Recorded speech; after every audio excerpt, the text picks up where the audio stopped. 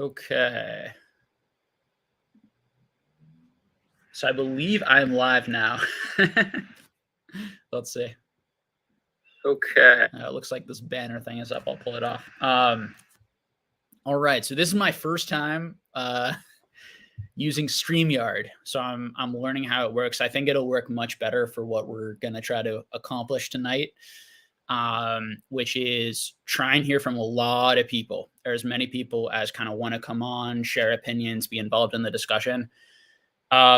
I really like this idea because it's a way for a bunch of people who no one has seen before to potentially introduce themselves to like new audiences, new people, and also have like great conversations about the stuff that we all really enjoy and really love to talk about. We're going to try it and hopefully the conversations remain interesting and fun.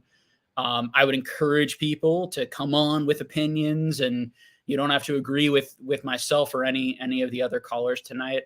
But if we can just like treat each other well and be respectful, and remember at the end of the day, this is about, collecting and doing some speculating on Pokemon cards and to just kind of keep it, the only way this type of thing really works is if everyone is kind of respectful and mature about it. So we will give it a try tonight. I already have a few people in the waiting room starting to come in. So just to give an overview as people start watching, tonight is going to be a live call show where we're going to bring anyone who wants to come on in.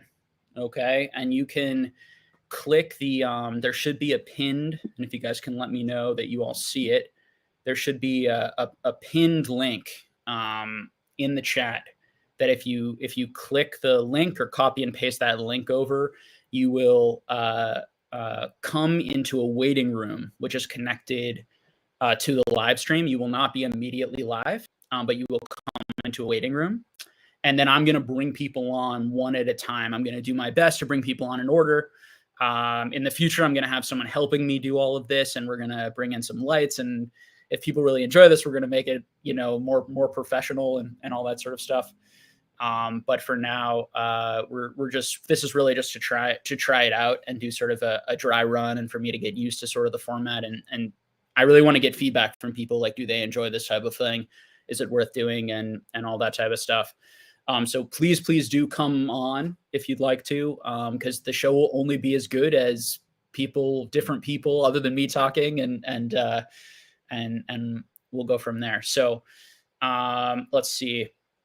I think that's all my notes. Yeah. So you will come into a waiting room, and then I will click on you when it is your turn, and then you will be live immediately once you're, and I'll tell you that you are live and that you are on when you are. Okay. All right. So let's get started. So in the future, we may do more topics, like specific topics that we're going to go over. Tonight, I wanted to start with just having it be very open. If people want to ask questions in the chat, we can do that. But also, if people want to come on with topics they already want to talk about, even if it's a different topic than the last person, we'll do that as well. So we already got 4 people in the waiting room, which is great. So I'm going to start letting people on without further ado. All right. So our first person on tonight is Colors on Cardboard. What's up, man? How's it going? What's up? How's it going, man? Thank you for being my first guest. I really appreciate it. Yeah, I just kind of randomly popped in here, had some time, and I don't know, thought it would be fun. So that's phenomenal, man. So what topic would you like to talk about? Let me know if you hear echoing, or I'm doing this all on my phone. I don't know if it's picking up your voice on your end or whatever, but just general discussion I thought would be interesting on like evolving skies, because I know probably a lot of people are wondering what's going to happen. Pokemon Center came out with a reprint, instantly saw the market react to it, and then it quickly got sold out. Other items have come up, got sold out, they've been back on 48 hours later or whatever. So I guess, do you think that's it, or do you think there's a massive reprint, it'll get restocked several times on Pokemon Center, and do you think distributors are getting more rounds of this, especially with Astral Radiance being rumored to be, I guess semi-short printed or whatever. And this is obviously all speculation. I mean, nobody knows what the heck's going to happen, but it's just fun to brainstorm what might happen to the set in the next 2 months or so. Absolutely. Yeah, what do you think, if you don't mind me asking? Like, do you think, and also just like the price point, like do you just personally like that price point now? Do you feel like because it may be reprinted, like you should wait personally? Like how does your mind work around it, knowing that there's like no right answer for anyone? Um, I don't know. I mean, the way I think about it is like if you don't have any, wouldn't be a horrible time to pick up one booster box or something. I mean, Mhm. but as far as stocking up on it at 144, I mean, if you want the product, but I wouldn't be hoping to make a crazy return off of that. It'll be interesting to see what happens to all the single prices too, because I don't know, there'll probably be a lot more product opened up, and Yeah. the Umbreon discussion everyone's been having in the past couple weeks is, I mean, I don't know. It's all weird, but it is interesting that, I mean, I had the theory that the longer it took for a reprint to happen, because it just seemed obvious it was going to happen. It was just a question of how big was it going to be. And Mhm. I thought the longer it took, the bigger the reprint. And it seems like it's been a while. So I'm expecting a pretty big reprint. The only other thing that I think could be happening is just an absolutely massive print run of the Pokemon Go set, because Mm. they got Astral Radiance supposedly short printed. So they've got to be massively printing at least Evolving Skies or Pokemon Go. I mean, I don't know, but Yeah. I think everything you said makes a lot of sense to me. I think and your conclusion makes sense to me too, which is just sort of like, because we don't know and there's maybe some good arguments on each side, that it makes sense to maybe pick, if you really want it, if you really like it, to pick one up now. Because if you don't, and it gets further and further out and we don't see a reprint and people kind of really decide that really may not be coming. It may go back up to, 180, 200, pretty quickly. Nobody knows. Could go to 250, for all we know. Someone could make a big play on it. Even if I think that it's probably, for me, it's far more likely than 50% that it gets a reprint, given the popularity of the set. But, and because of that, I wouldn't be for myself picking up a lot of it, just sort of as you said, as some sort of speculation or something. That's how I'm playing it too. So I feel like we kind of see it maybe similar. I would say that if you don't hear about distributors getting it in the next 3 to 7 days, or you don't see it restocked on Pokemon Center, Mm, I think it's back up to 180 really quick, mm, and it could go higher than that very quickly just from people speculating. I don't think that's the most likely scenario. I think in the next 3 to 7 days, you're definitely going to hear about distributors, having it on the way to them at least, or having it pop back up on Pokemon Center.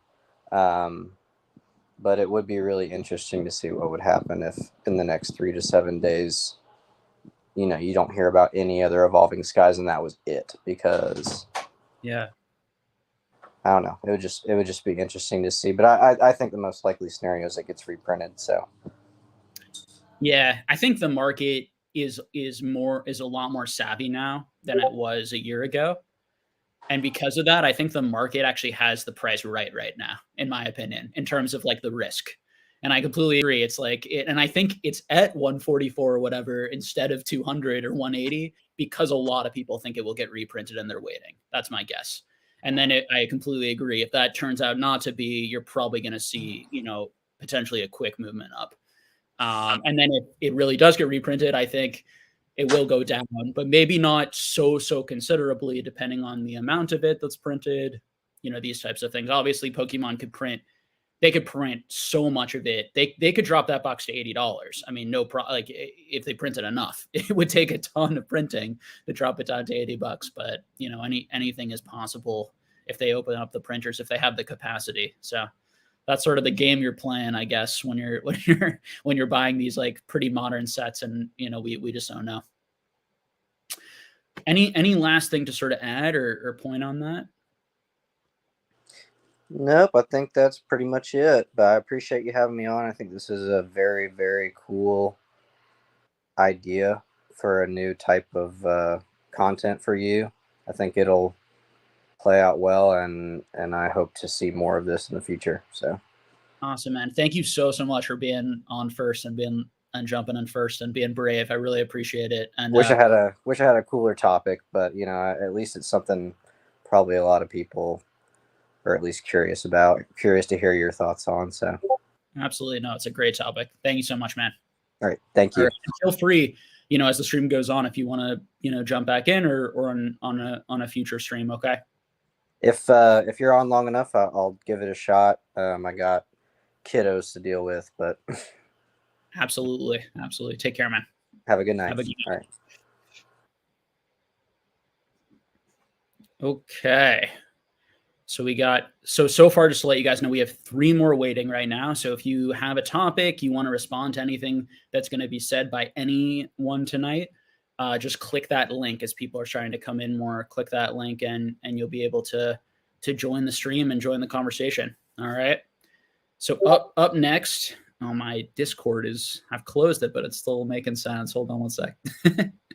All right. Up next is going to be Justin Pants. Okay. So Justin, hopefully you are ready here.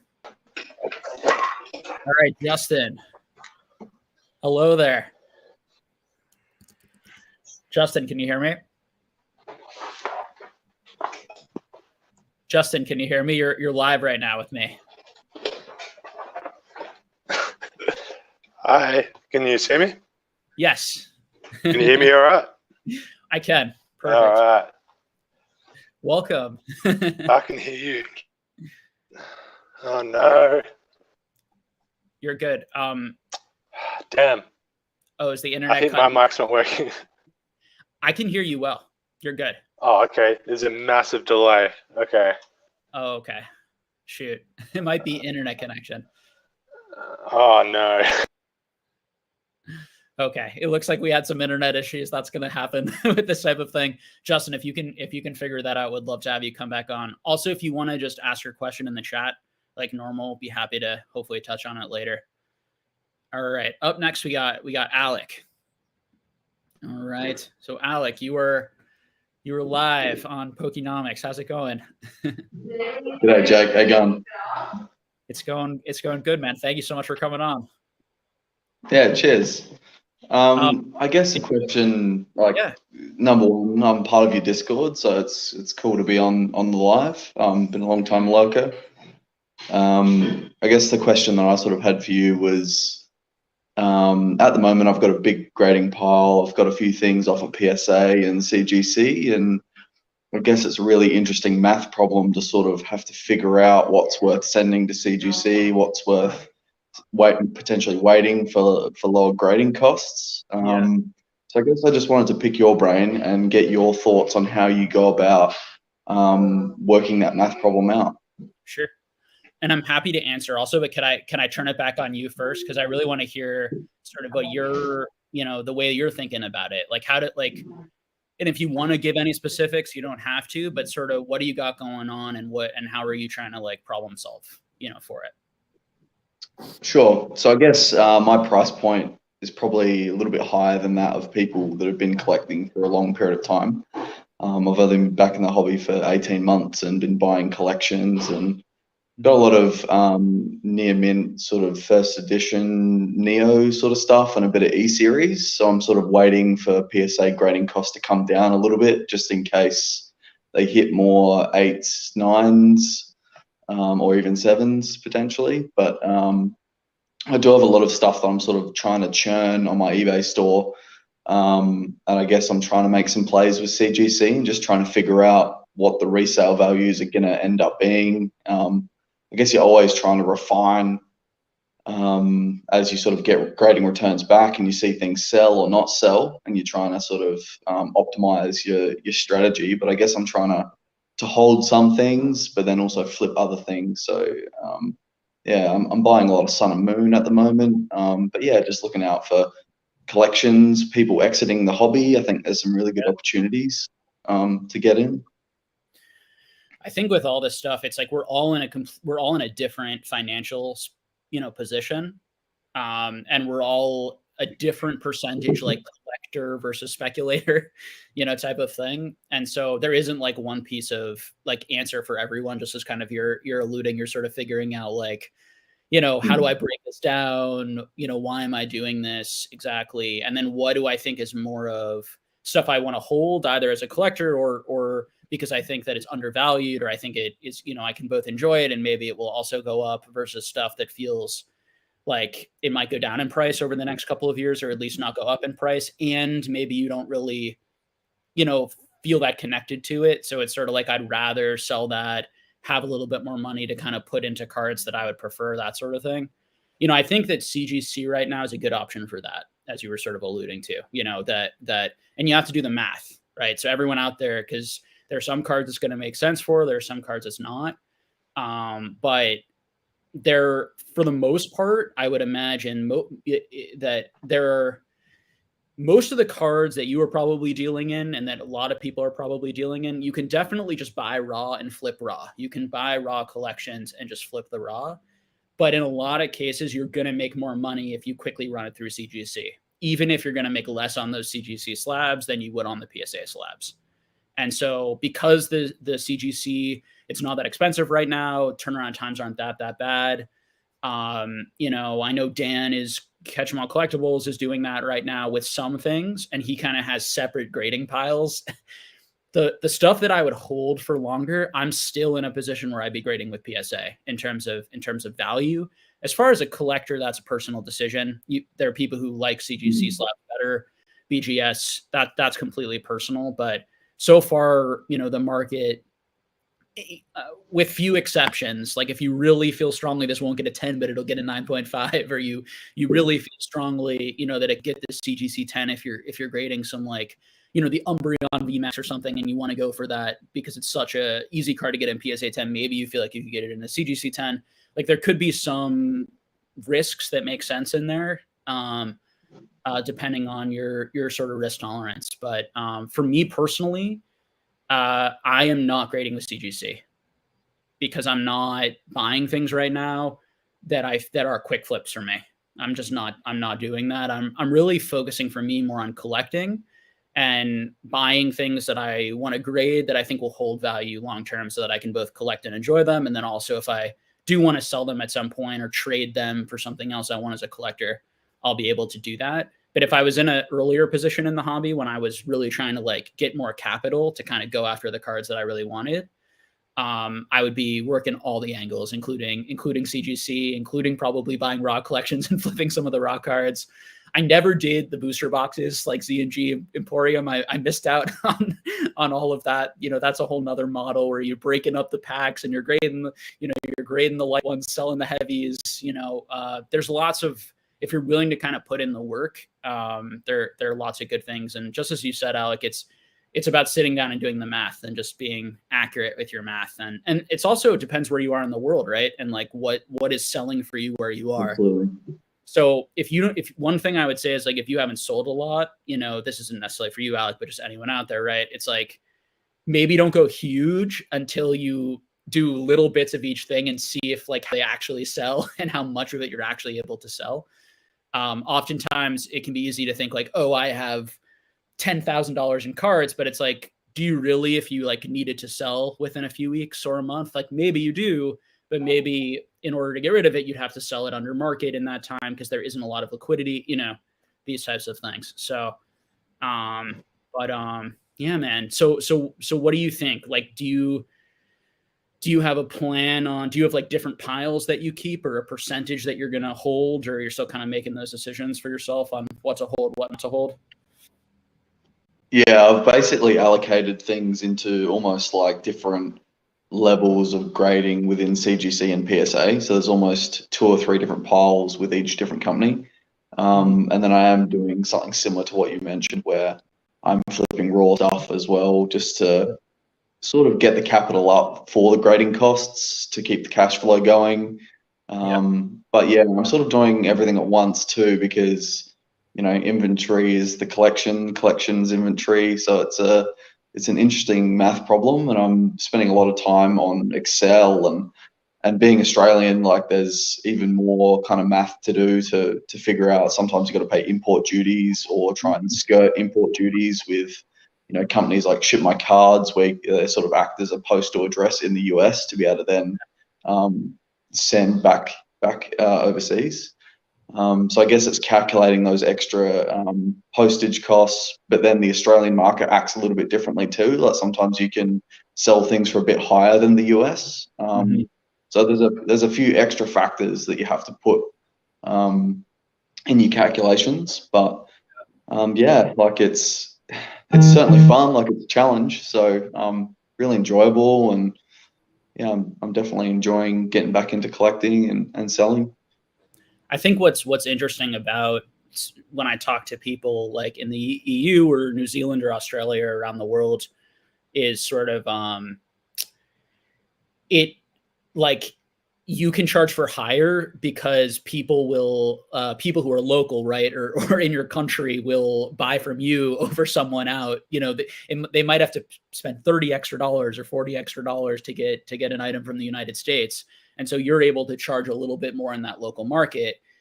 The only issue then can be there's a smaller market, or you're selling into a little bit of a smaller market. So it's kind of like figuring out,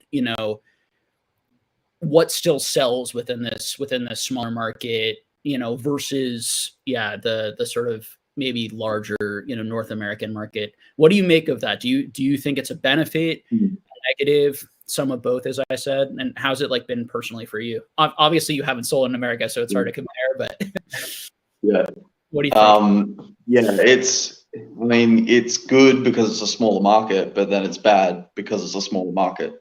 So I guess the way I think about it is with auctions, I've been seeing things sell really, really cheaply, like way, way under market, just because there's less competition to bid it up. Like there's less, I guess, opportunity for two people to bid things up. But with a Buy It Now, if you're a little bit more patient, you can definitely get some higher best offers.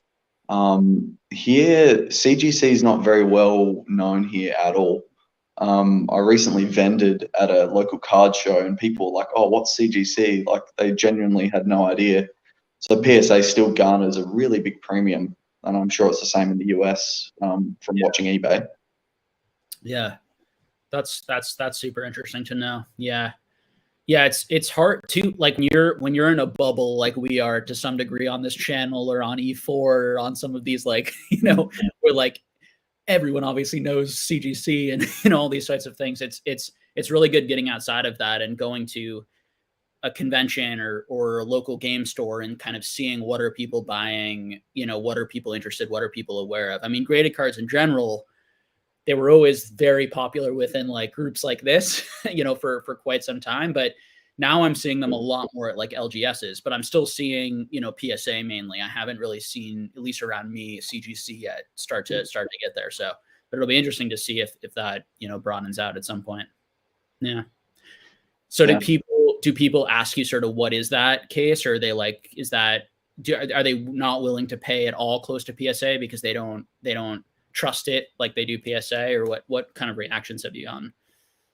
Yeah, I guess it's sort of the equivalent of like a name brand clothing, like, oh, that looks like it's a quality product. However, I don't really know much about the brand. The brand doesn't garner much of a premium. Like it's not just like an upper echelon thing yet, which I think maybe over time CGC might get there.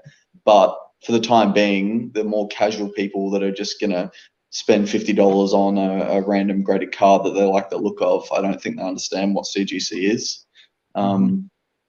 So yeah, I guess some people did know what CGC was, and others I had to explain, like, this is a high level grading company that's been around for a while doing comic books and sort of give the spiel on the whole.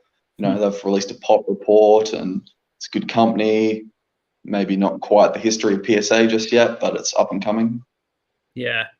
Do people know it from like graded comics or like graded coins or, any of the, like, is there any, do you find that people are comfortable or know that sort of connection, that it's all under the same umbrella or the same company, or are they just sort of like, what is that I've never heard of that? Yeah, they definitely knew from comics. Yeah, they're like, yeah, I've seen comic books graded, or I'm into comic books and I've got a 9.4 XYZ. Yeah, so they definitely had a bit of affiliation, and there were comments on, that's a really clear case. I like the look of that. And personally, I'm a big fan of the way CGC looks as well. Yeah. Interesting. All right. Thank you so much, Alec. Really appreciate you coming on. All right, man. Yeah, awesome. Thanks for having me, Jake. Have a good rest of your day there. It's night here, but day there. What time is it for you? Take it easy. Morning? Yeah, it's about 10 o'clock. 10 o'clock. Awesome, man. Well, appreciate you being part of this experiment. Take care, man. Awesome. Thanks, Jake. Bye. Okay. So before I bring the next person on, just to let everyone know again, if you want to come on the live stream, what we're doing is we're doing an open chat where anyone can come on. You can ask a question if you like, but you can also come on and make some statements, talk about the hobby, talk about anything in the hobby you want, anything in the market you want. It's a just open call show. So all you have to do is click that link. Or if you know of people who you want to come on who have interesting opinions or strong opinions or any sort of thing, feel free to share the video and because the more opinions and the different opinions, the better. And there's the link. The link is it should still be pinned, hopefully, for everyone to see. All right. Next up, we got Ryan M. Hey. All right, Ryan. Hey, you hear me okay? I can. Welcome. All right, cool. Yeah, thank you for having me on, fellow Boston area guy. So appreciate it. Awesome, man. So yeah, I wanted to kind of get your take on if you're concerned at all with kind of Pokemon in general's kind of over reliance on Generation 1. I know, like, I feel like after Generation 3, it seems like popularity of a lot of Pokemon kind of is, there's not as many popular Pokemon from later generations. And I know some of that is kind of like just because it's not nostalgic for those younger generations yet. But I feel like by now, maybe some things from like Generation 4 and 5 would have resonated a little bit more. But it's kind of just leading to ultimately, do you think we will ever see kind of diminishing returns from kind of Charizard, the EVs of the world? I know they've been doing Charizard cards for 25 years and it's still going strong, but do you ever see like there's a point where people will get tired of that and they haven't really positioned kind of newer Pokemon in a high enough position to kind of help carry them forward? Or do you think they're just, staples for eternity? Yeah. So you sort of started talking and answering sort of the nuance, but just to turn it back on you, which is what I'm doing everyone tonight. What do you think about that first? And then I'm happy to kind of, talk to you about it. It sounds like you with some of the points you made, you're thinking that might happen at least, but what are some of your theories or how long that might take or what it might take for some of these Gen 1s to become less popular? Like, what do you think? I mean, definitely like, I feel like the big spenders in the hobby right now, we're all in our 30s, and eventually there might come a time we kind of age out. I know it seems weird to age out of it because, we're still in it now, but there may come a time where like a lot of the people now will exit the hobby and there won't be that nostalgia for Gen 1. And, maybe Pokemon will start to recognize that and position some of those later Pokemon like in the forefront a little bit more. But yeah, I'm just wondering now, like, will there be other Pokemon that they'll have to be able to kind of carry sets for the TCG? And I know the anime and the games will help out there too. But yeah, I don't know. I feel like they maybe aren't doing enough to make some of those later Pokemon feel important, or maybe it's just they're just following the dollars. Like people are already kind of doom and gloom on Astral Radiance, which I think it's still, a great set, but because it doesn't have those, those kind of staple Pokemon that we've seen a million times, like I appreciate they're trying to do something a little bit different. And if for the people who've played like Legends Arceus, the new game, there's really a lot to love about it because you can directly see imagery from that game. So I think for people who played that game, it's an excellent set. And yeah, I don't know. I kind of went off on a little tangent there, but yeah, just a little bit concerned. I feel like particularly from like Gen 5 onward, aside from, maybe like Greninja and Sylveon, I feel like I'm not seeing those Pokemon like resonate as much, and maybe it's just time. We just need more time with it. Yeah, I think it's such a great topic. I think it's an under-talked topic. I'm amazed that more people don't bring this up. I think that people are too focused sometimes on modern versus vintage or sort of graded versus ungraded, and not focused enough on like what are popular Pokemon, what Pokemon have gotten more popular over time, and what could happen in the future. And part of it is because what can make it difficult to talk about is just sort of like there's a lot of speculation involved in that, Yeah. and there's a lot we don't know. I think about sports and comic books a lot because Yeah. they're older things, and what we've seen in comic books is it's still Batman, Superman, Yeah. Spider-Man. There are certain True. characters that from DC, but Batman and Superman, and from Marvel, anything that's in any of the Marvel movies has definitely got a huge bump. But Spider-Man is, I think, hands down still the most popular character there. And then you've got Thor and Hulk and some of these other characters kind of a little bit behind it, maybe Wolverine pretty close to the top. And so what we can look at is like, why did those remain really popular, like with new generations? And the answer is probably because TV shows, movies, video games, more comic books, lots and lots of different comic books. Yeah, they find a way to reinvent those characters for each generation, and maybe that's what they're trying to do when they have like Mega Charizard, and then now that they have like Charizard VMAX, so they can just keep trying to reinvent Charizard for each generation. So maybe people will value the Mega Charizard cards more in the future who grew up with like X and Y. So it's a good point.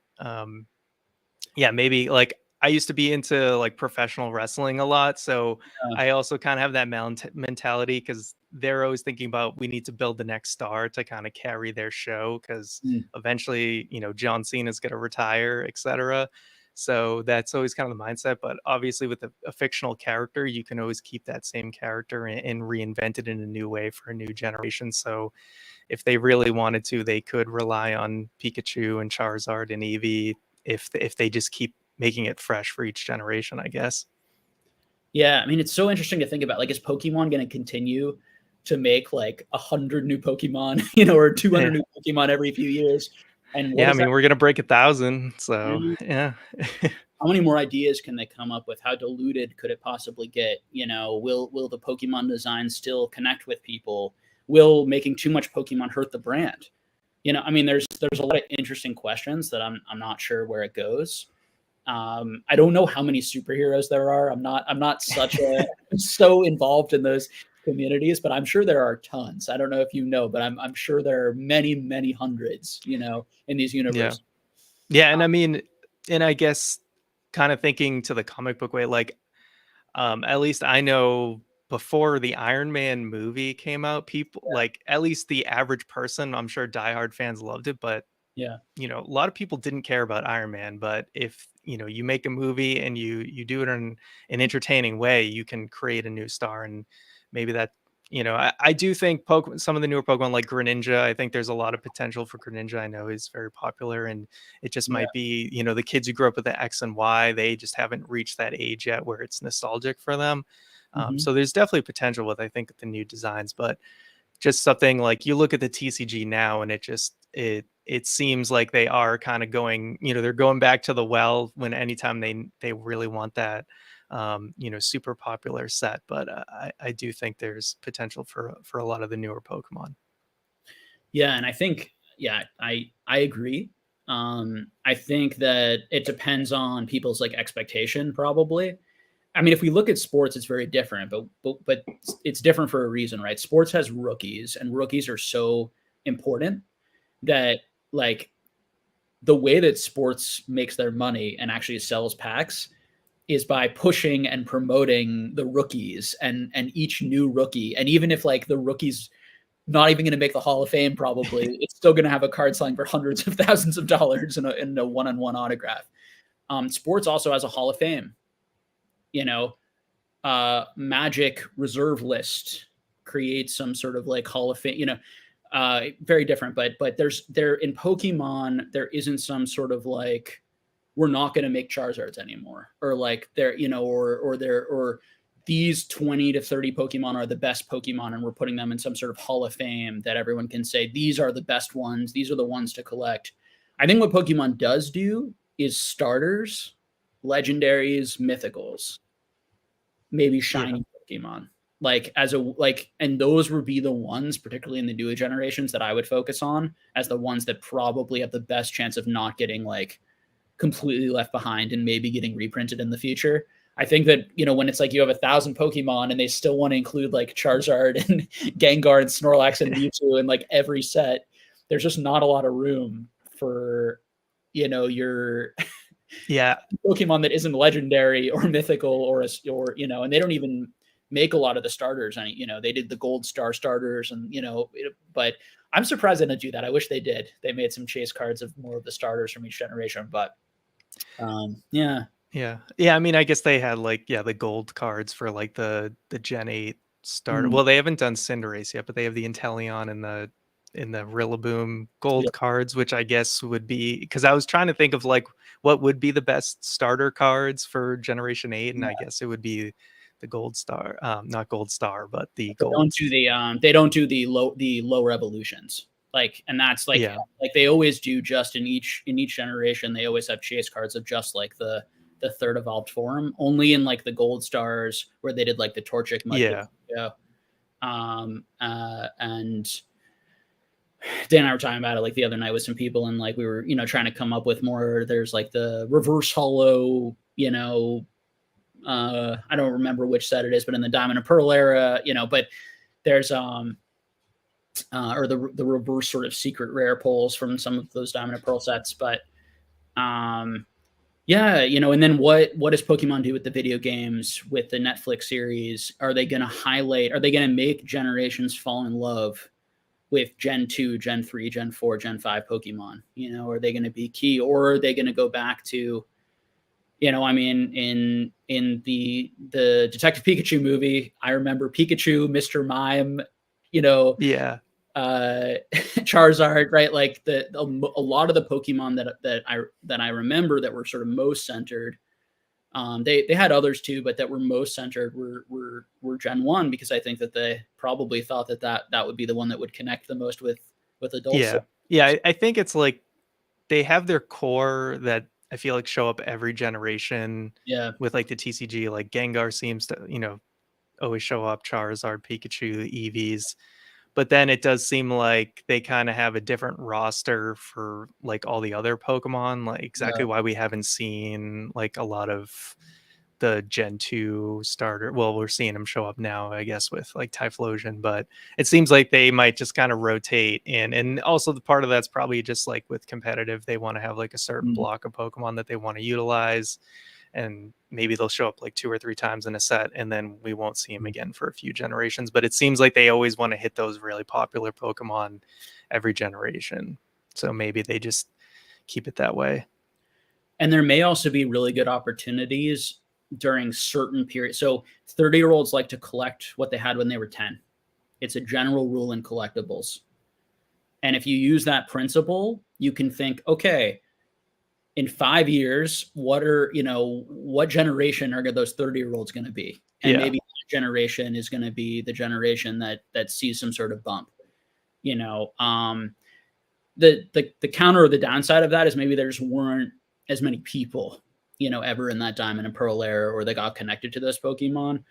But we'll have to see. But I think that that's generally a good way to think about it and conceive of it. Yeah. Yeah. Sorry, my dog barked, but No, yeah, I kind of had like a weird. It was funny. Like, obviously, I had the nostalgia growing up, late '90s with Pokemon, but then I like revisited it in college, just being bored, and because I hear a lot of people's stories where it's like they played it in the '90s and then they got back into it like a few years ago in their late 20s, early 30s. I was like, I had this weird middle period where randomly for like a Yankee swap gift, just for fun, I grabbed like a Pokemon card tin. I think I actually remember what it is now. It was like the cracked ice like Arceus Charizard tin one promo or whatever, and gave it to my friend because I didn't end up going to that Yankee swap, and just gave it to him because I knew he kept his old cards. And then he opened it one day, and then he was like, he got all his old cards out, and we all like had a tournament or whatever. And then for like a few months, we were all like ripping packs and playing, and actually just playing and not really collecting. So it's like, it's a weird period where I was opening like the Platinum Arceus era, and now I'm like kicking myself for not like saving some of those cards, because it's like everyone says that's like a pretty low point, and I'm like, oh man, I was all into that and then completely fell out of it. But yeah, it is mostly like people kind of come back around that time, like. But yeah, I've always tried to keep up with the games though. Like, but yeah. That's awesome. Well, it was great talking to a fellow Massachusetts. Yeah. Awesome, Go man. Celtics. Yeah. Absolutely. Oh man. Hope they do well. I'm a kind of I'm admittedly a fair weather basketball hockey fan. I'm all about the Patriots, but definitely, always root for them in the playoffs. I'm just don't keep up during the season, so I admit I'm terrible with that, except for the Patriots. So yeah, it's we really Al Horford's in like safety protocols right now and all that awful stuff. So he's not going to be back for the next game either. So yeah, but we'll see. Hopefully appreciate you having me on, and yeah, this was fun. So thank you. Have a good rest of your night. You too. All right. So I'm gonna bring up Basic in a second, who's next in line here. And just as more people kind of come in, because we've never done this before, tonight we're bringing on anyone who wants to come on, anyone who has an opinion, who wants to share something. It can be controversial, it can be a question, it can be a strong opinion somewhere, a topic. It's just an open phone line, video line, for a ton of people to come on. And I also want to just expose you guys to all of the great, smart, interesting, nerdy, passionate, collectors out there. And this is a, good way to do it. And thank you so much to all my guests so far. You guys have all been phenomenal. And so thank you all. All right, let's bring Basic on. Hey, Jake, how's it going? What's happening, man? Dude, this is awesome. No, congratulations, first of all. I mean, this is an amazing idea. Whenever you can get the engagement, of the people, what I call the hobby, it's such an amazing thing. So this is definitely the right move in the right direction for you and your channel. This is awesome. Really random. I'm not really too deep into the market, into the investing, realm, but I just kind of randomly it hit me. I think it was over the weekend, and I had a question, and I think I mentioned it in PK's last live, but it didn't get answered once Oak came on. But I was just curious, and it's going to be an arbitrary thing. One of these things where, with the economic downturn looming in the horizon, right? I'm just thinking how much dumping is going to get done, whether that's vintage, middle era, modern, it doesn't matter.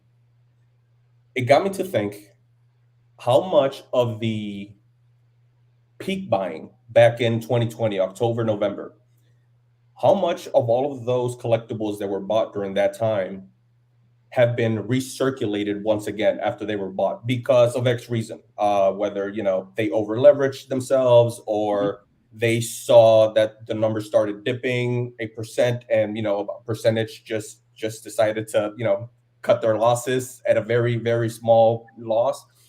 Some waited, and then once that loss got bigger and bigger, then they dumped. Anyway, yeah. How much of an arbitrary percentage would you place on those collectibles that were bought at the peak that have been recirculated once again for X reason? Arbitrary number. My guests are answering first tonight. I said my guests are answering first tonight. Oh, so, okay. So first, I'd love to hear, and I'm sure everyone here, because people hear so much from me. I really want to focus, particularly when I do these, on first getting all the viewers. Like, I really want to hear all the viewers' opinions and just let everyone and give everyone a chance to hear from you guys. So, what do you think? It's a great question. And as experiment, as a little bit of a fan of psychology and human behavior, a little bit I'd like to think that a lot of people just kind of hold. Oh no, I lost 10%. I'm holding for it to come back up. Now it's down 20%. No, I'm gotta hold because it's gonna come right back up. And then eventually it hits a number where they're just gonna say, nope, I'm dumping at 25% loss, 30% loss. Some people just keep on holding until it just crashes down to the bottom. If I were to place an arbitrary number of those collectibles that were bought at the peak and now have recirculated since then, since that date, call it now a year and a half, I would probably give it 30 to 40%, somewhere in there. Again, probably most cutting their losses within the first 20% loss and just calling it quits then. Some of them more down the road, and some of them even now. Like the ones that I'm thinking, are like base set boxes that went for 30K. I was recording a lot of this data, for whatever reason, essentially it's because of the boxes that I had. But I was just amazed at the prices they were going for. Literally a handful, and I have the dates and all. Literally a handful went 30K plus. There were probably 100 or so in the 25 and 30K. And then another, 50 in the 20 to 25 as it was going down.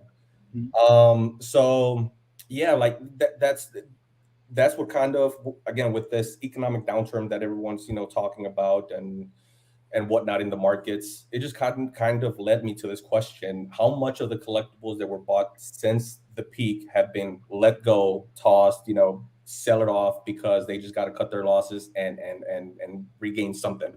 Yeah, I would give it that 30 to 40%. And I don't know, it seems maybe a little too high, but that's what I'm thinking. Because I'm thinking also that a lot of people are just holding it because eventually those people that were making those 4-5 figure purchases are probably, are doing okay. I imagine there's a very small percentage that over leverage, but I would say that generally the larger percentage is in a good spot. Yeah, it probably sucks and they're kicking themselves, but they're probably just going to hold off because they're probably thinking that within 5 years to 10 years, maybe even longer, it's going to come right back up. So 30 to 40 is where I would put it.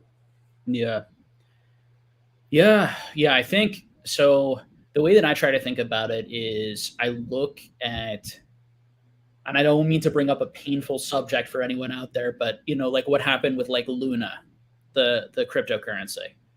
And there's going to be a certain percentage of people that no matter how far something falls, they do not sell. And in fact, the more it falls, the more they buy back in because they really, really don't want to lose.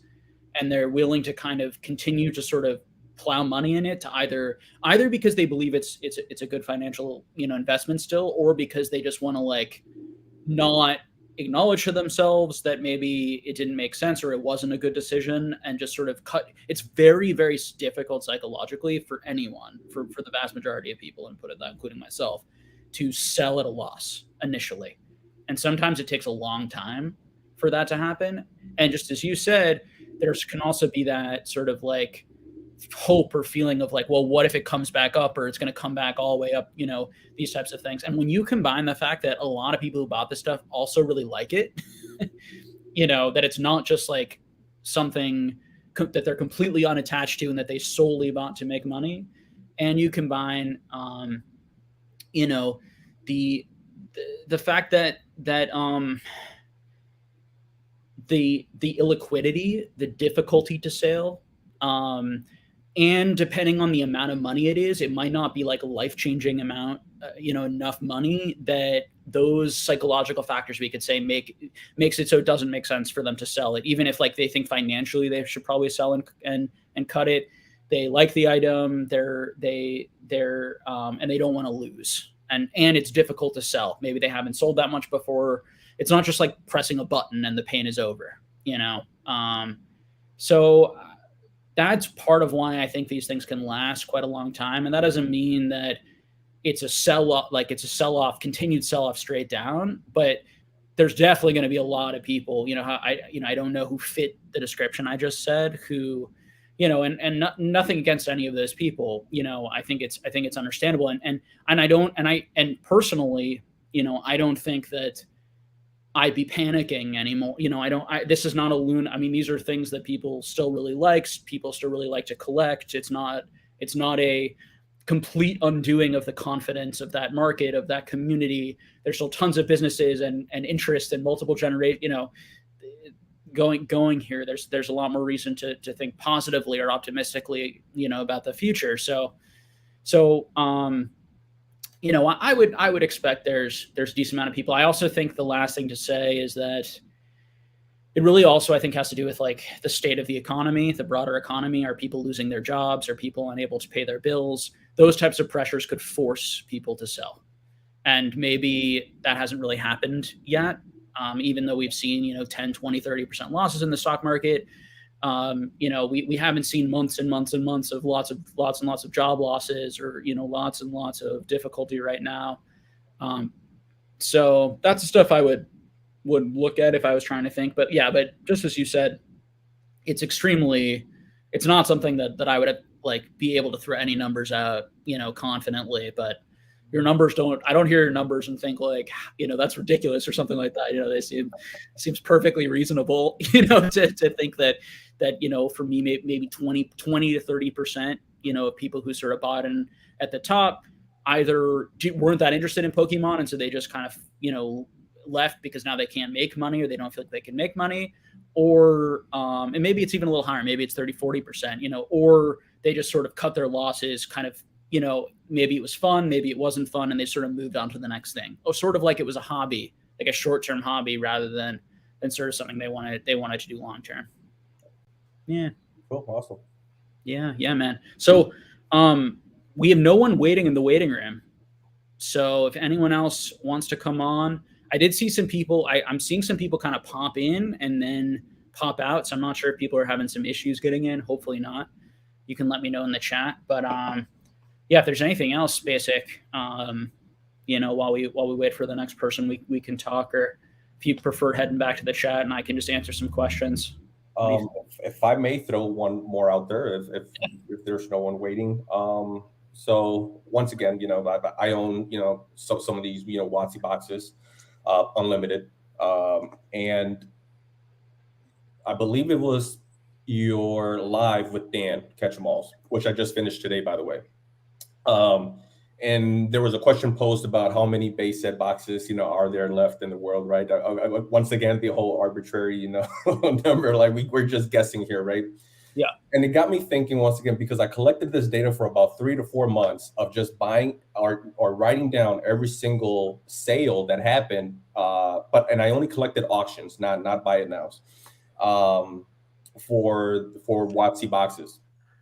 And because base set, again, there was only a handful, and then I can look here. There was really only 1, 2, 3, 4, 5, 6. There were only 6 base set boxes in these 4 months that went for 30+K, and they were all within the same week and a half. So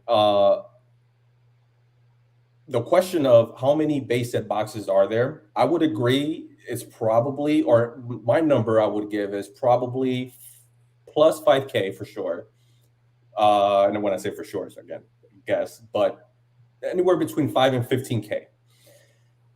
To me, that's a big number for what I would assume is the people that hold these boxes.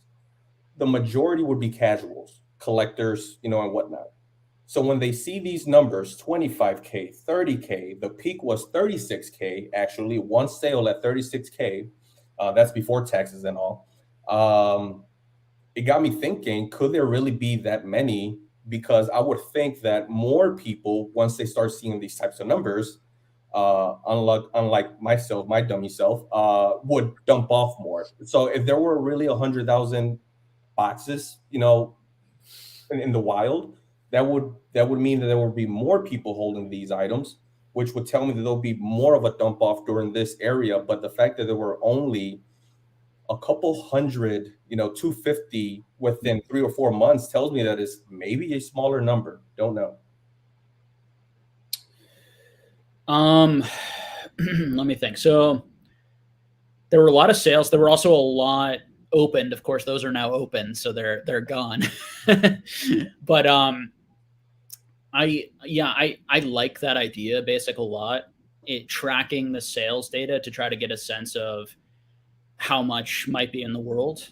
I think it's a difficult thing to know what the multiple obviously should be, but if there were, I don't know how many sold during the whole boom period and the whole hype period. That would be an interesting thing for me to try and go back and look a little bit. And again, this is only eBay. I only track eBay, not on the other side, or even And which months did you check? This is for 3 or 4 months during. Yeah, so it started in October 14th specifically, ended at February 27th. That's when I just gave up.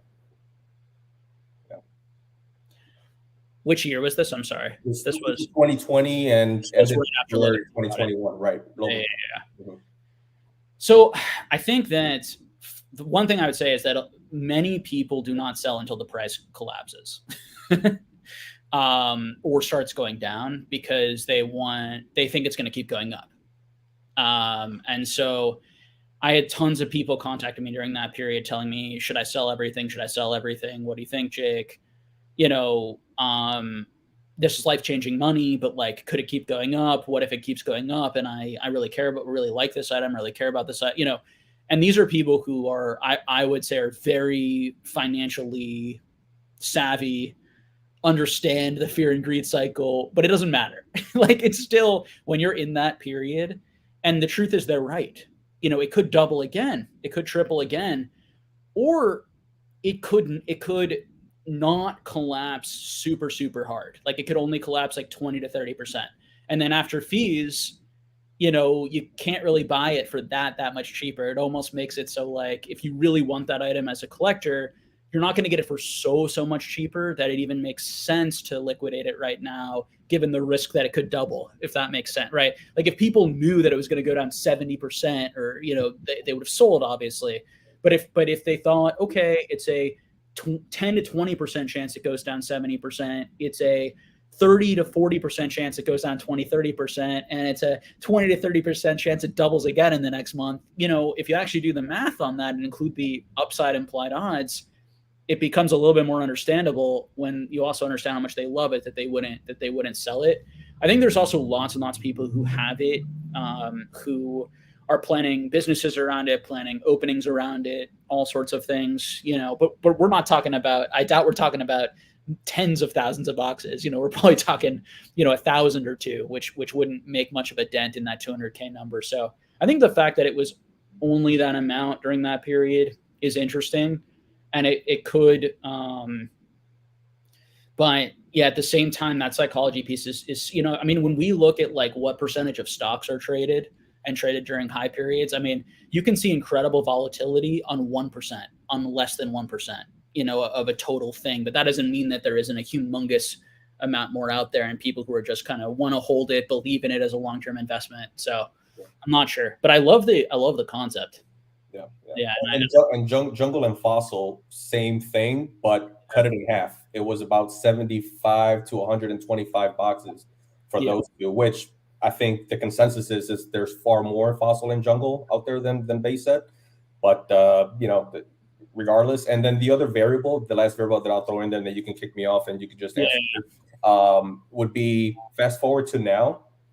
All the base set that was opened up between the Logan Paul break, the very first one, and today, all the base set boxes that were broken in between then, what does that mean now to the whole theory that I kind of threw out there, before? If I thought they were 5 to 15, I mean, how many boxes were ripped?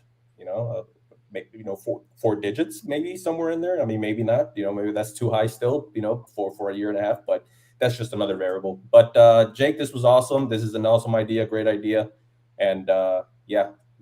Thank you for coming on, man. I appreciate it. Have a good night, Basic. All right. So next up, we have Kangas Conrad coming on. So I will let you on in 1 second, man. And just for people as they continue to come in the stream, we're doing a call-in show tonight. We're going to have anyone who wants to come on and share any opinion on Pokemon. You just click that link in or copy and paste the link from that pinned comment, and you'll get in line. First, you'll come in a waiting room, and then I'm going to take people on and bring people on one at a time to have conversations and just hang out. All right. So next up is Kangas Conrad. How's it going? Good. How are you doing, Jake? I'm good. Thanks for coming on. Yeah, I thought I'd make the jump. I appreciate I appreciate you coming on. Yeah, it's good to be here. So I just wanted to kind of bounce off a little bit of what Basic was talking about in the beginning, about holding and selling off, especially in this economic downturn that we're seeing, at least here in the States. Yeah. It kind of goes back a little bit to like the beginning of the pandemic, how just the crazy amount of flippers and scalpers and fights that we were seeing. Personally, I was seeing people, even on the phone, you could kind of tell that they were never in the hobby in the first place. And they're just saying, so if I get 6 trainer toolkits, am I going to make a profit in the next week or so? And I was just like, yeah, sure. Just you get those toolkits, I guess, if that's what you want to do. I always tell people, it's your money. That's whatever you want to do with it. That's your prerogative type of thing. Recently we've been seeing a lot of stock still on the shelves, especially in big box stores like Walmart and Target. You've seen the tweets and Instagram posts, and they're just saying, wow, I can't believe it. Like all this stock, the Sword and Shield ETBs were out again. Darkness Ablaze has returned. Vivid Voltage is back. Shining Fates is back. And then we have the new stock that's coming out with all the new V boxes and stuff like that. I've been going to Target every day, just kind of seeing how the market is, at least here in Southern California. And because Southern California is a pretty big hotbed of collectors. There's a lot going on down here. And even my store's stuff's still on the shelves. And I'm just, every once in a while, I wonder about those scalpers and flippers who just are kind of sitting on stuff that they don't even really care about and they can't even move, And so that's what I kind of circle back to. And I always tell people, like, you have to buy what you're okay with either sitting on, ripping in the future. For me, I usually try to get my chase cards, and whatever I still have left, I kind of keep sealed for a while, regardless of market conditions. And then moving from that, I kind of wanted to get into, because I've seen a lot of videos recently on this topic, is investing in modern versus vintage, and modern not being investable. I guess you kind of have to be strategic in how you're going to be investing, once again, regardless of because right now it's kind of hard for the normal hobbyist to just say, I'm going to just go buy a first edition Team Rocket booster box for $7,000 or whatever it may be. It's not a normal person can do that. No. I was in Pokemon for a while, when it was first kind of coming out, 98, 99, base set, jungle, and during the WotC era. I still have my WotC cards from that time, which it's fun to flex, but at the same time, it's kind of like, well, I don't have 400 graded WotC cards in mint condition. Even grading, hard to do. But investing in modern, it's kind of like, well, if you have 10 ultra premium collections, you're probably doing pretty well, and your return on investment is almost instant at that point if you got it at MSRP.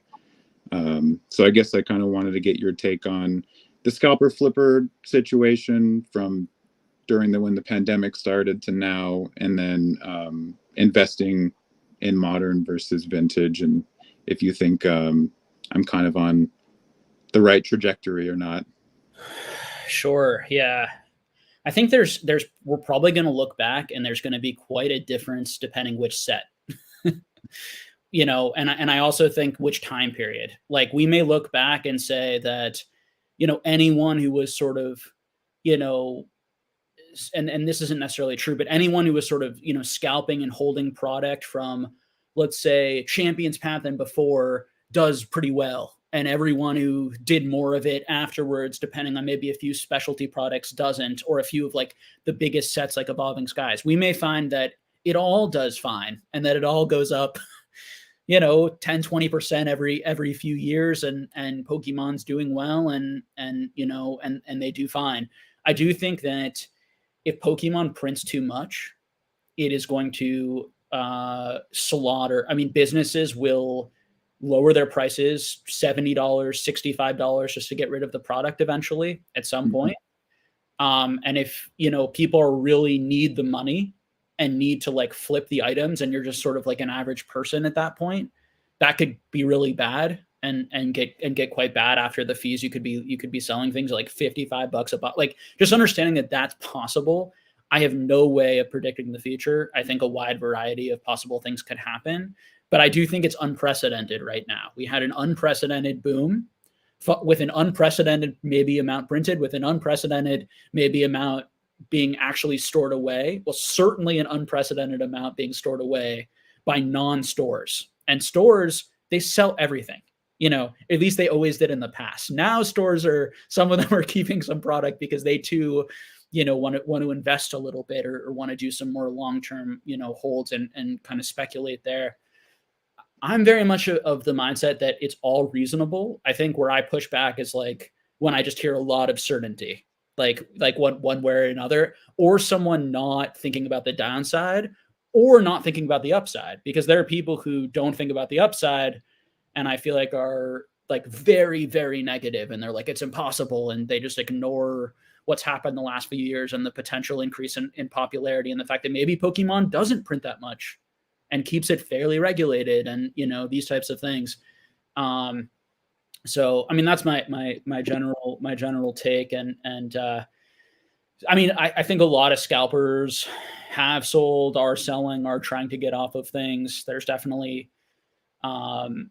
you know, a lot of people got hurt by reprints, but there's also a lot of people who bought the UPC and bought, you know, Evolving Skies, or, you know, at low amounts, right? So there's a number of people who bought that item that then got reprinted and lost a lot of money, and then, you know, bought that item that did well. So I'm just unsure of where it goes in the future. And your point on modern versus vintage, can you summarize it for me again? Like where you stand? You stand on that. My sort of understanding was that modern does probably have some potential, and most importantly, it's just like more affordable. Like like part of it is because it's fun and like it's more affordable and enjoyable, like something like that. Oh yeah. So I mean, with modern, like investability, like there's a difference between, oh, I'm going to buy a booster box so I can rip the packs and I'm okay with whatever I get, versus I'm going to buy tons of cases of this and it's going to multiply 5x in the next 5 years or whatever the time frame is. Like, sure, there's parts of modern that are more investable than other parts of modern.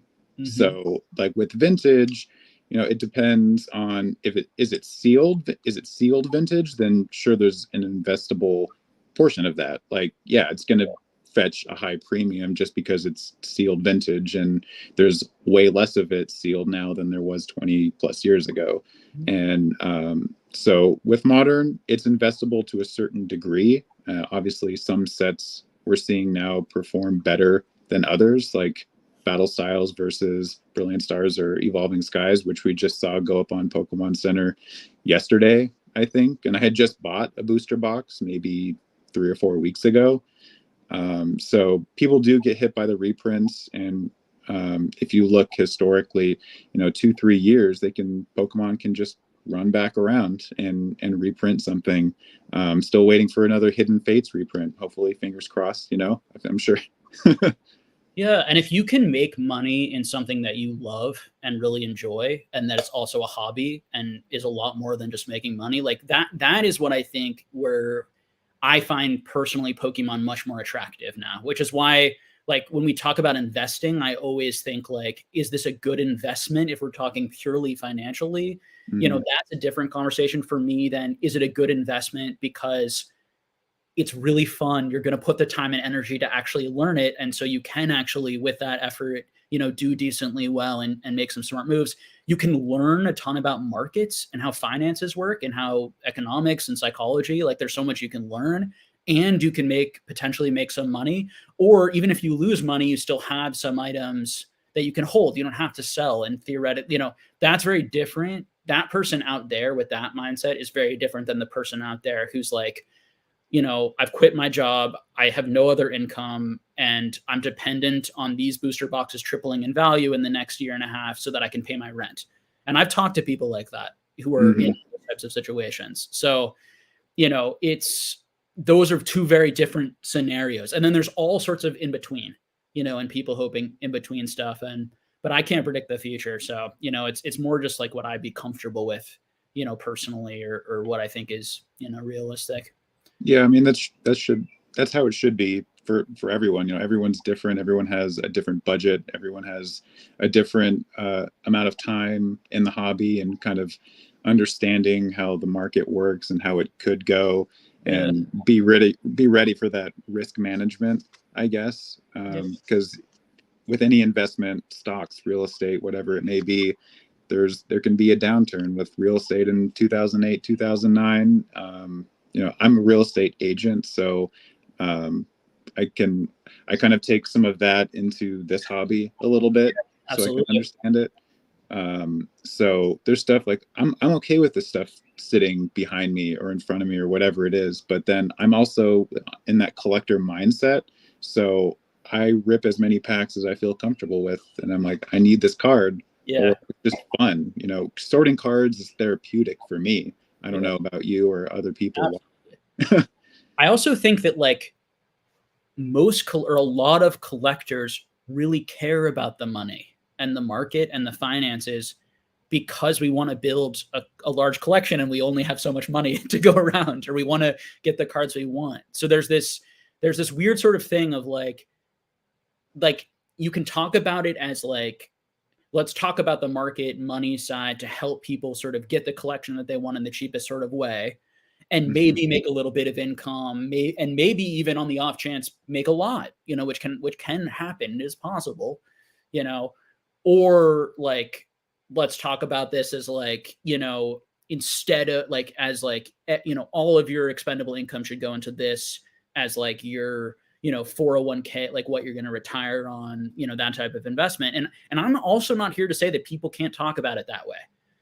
Sure. There's tons of channels that talk about the financial side. And they say like, this is financial advice, or not necessarily financial advice, but this is kind of my opinion in terms of how you should spend your money or not spend your money, or how the market could go.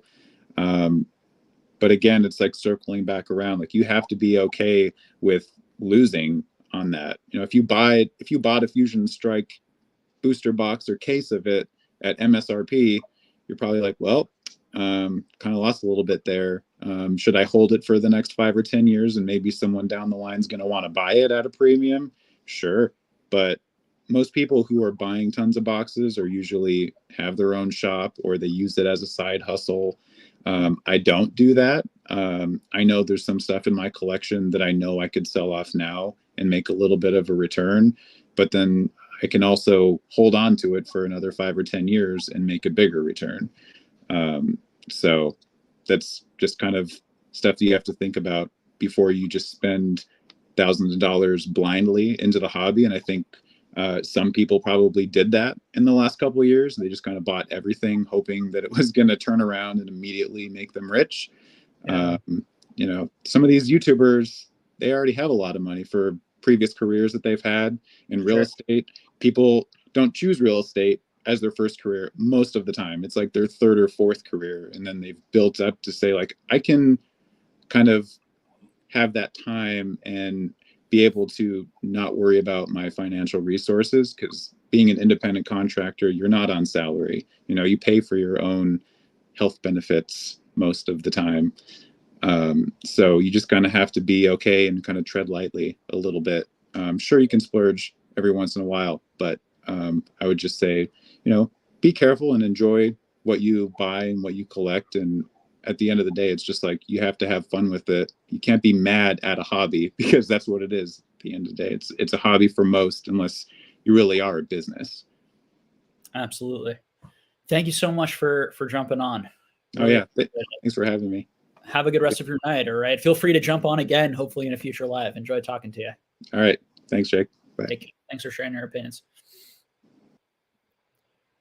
All right. So we have a few people waiting. Thank you all for waiting. We will definitely get to everyone. Up next is Kareem. And then we got Alex, and then we got HTWA in that order. All right. So Kareem, what is happening, man? Nice to see you. How are you tonight? Great to be here. Good to have you on. Thank you for joining. Topic, comment, question. What's on your mind? Kind of just piggybacking off of the conversations we were just having with Kengus and Basic. In a downward trending market with a potential, the mild recession on the way, what type of plays do you want to try and make with your collection? Like, are you just fully holding? Are you sorting through some of the collection, saying, oh, I might buy this for, get it later at a cheaper price. I might as well list it. What type of, how are you tackling that?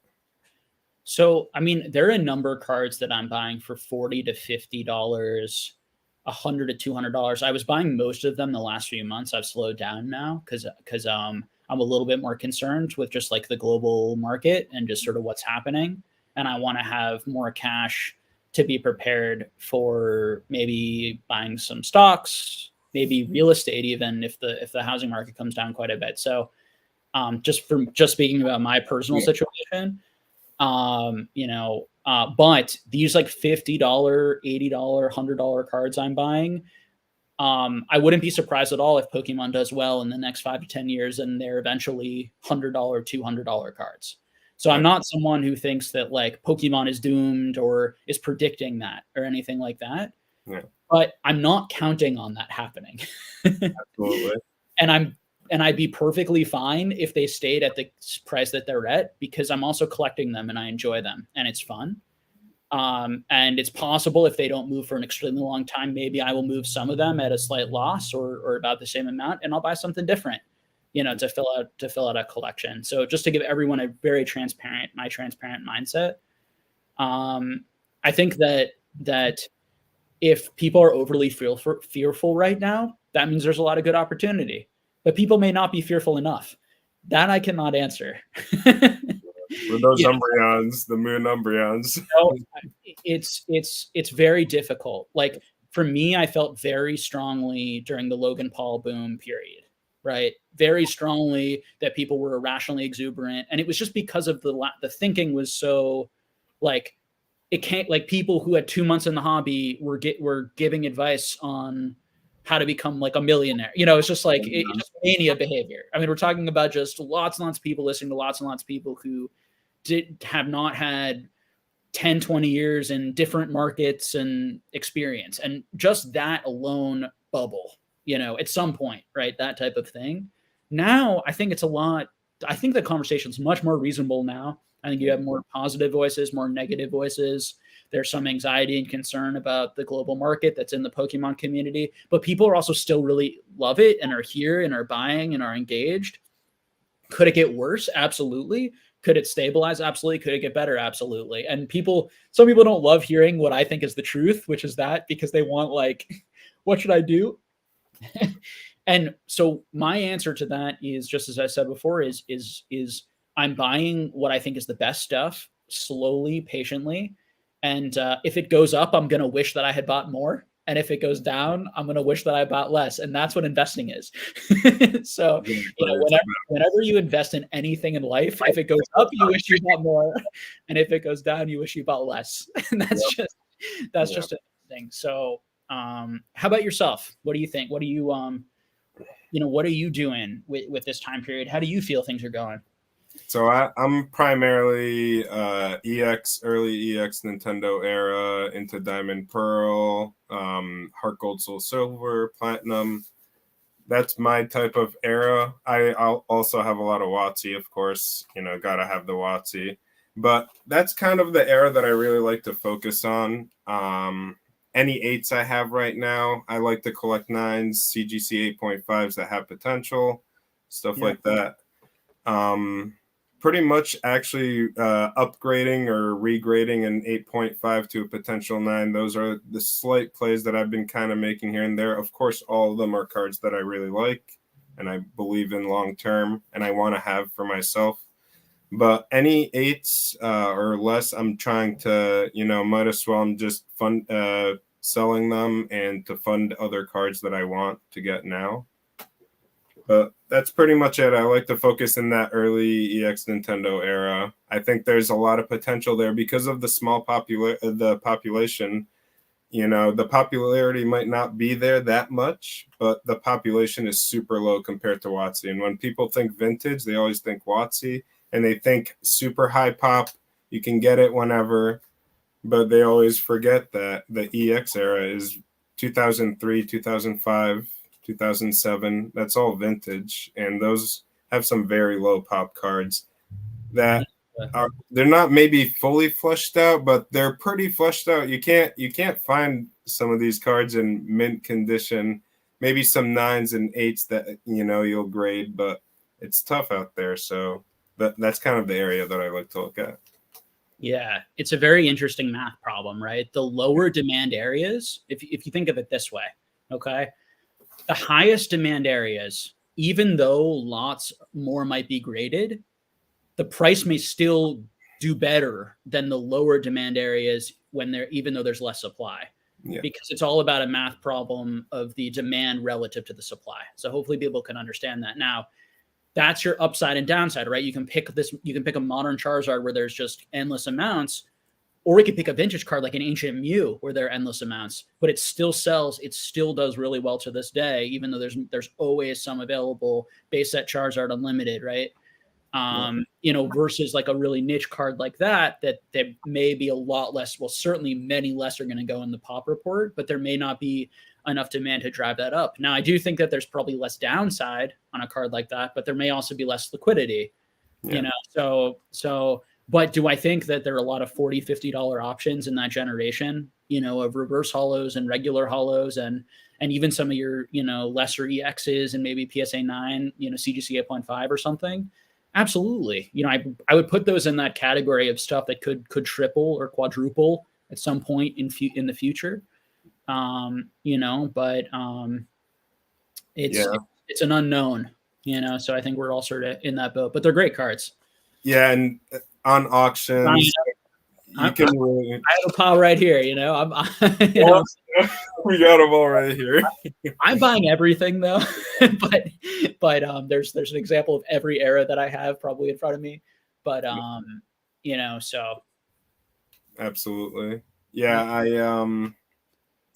I try and really just I collect a little bit of everything. Of course, I have some modern sealed sets that I like, stuff like that. But I like to focus more. The vintage is very nostalgic to me, and I really like to look at those numbers. And they've actually, a lot of cards in those sets have actually held quite well. And it's very nice to see that, even though, and people say, oh, vintage, dropped and 80%. Yeah, a lot of cards did. Yeah, most cards did actually, probably, but a lot also stayed up afloat from the EX era. Some cards did, so that was good. All right. Yes, definitely. For the most part, we did not see quite as large a drops from that era. Barring, some cards did, but yeah. Not to the Thanks so extent. much for coming on, man. Good to Thank see you you. for having me, Jake. You're welcome. Talk to you again soon.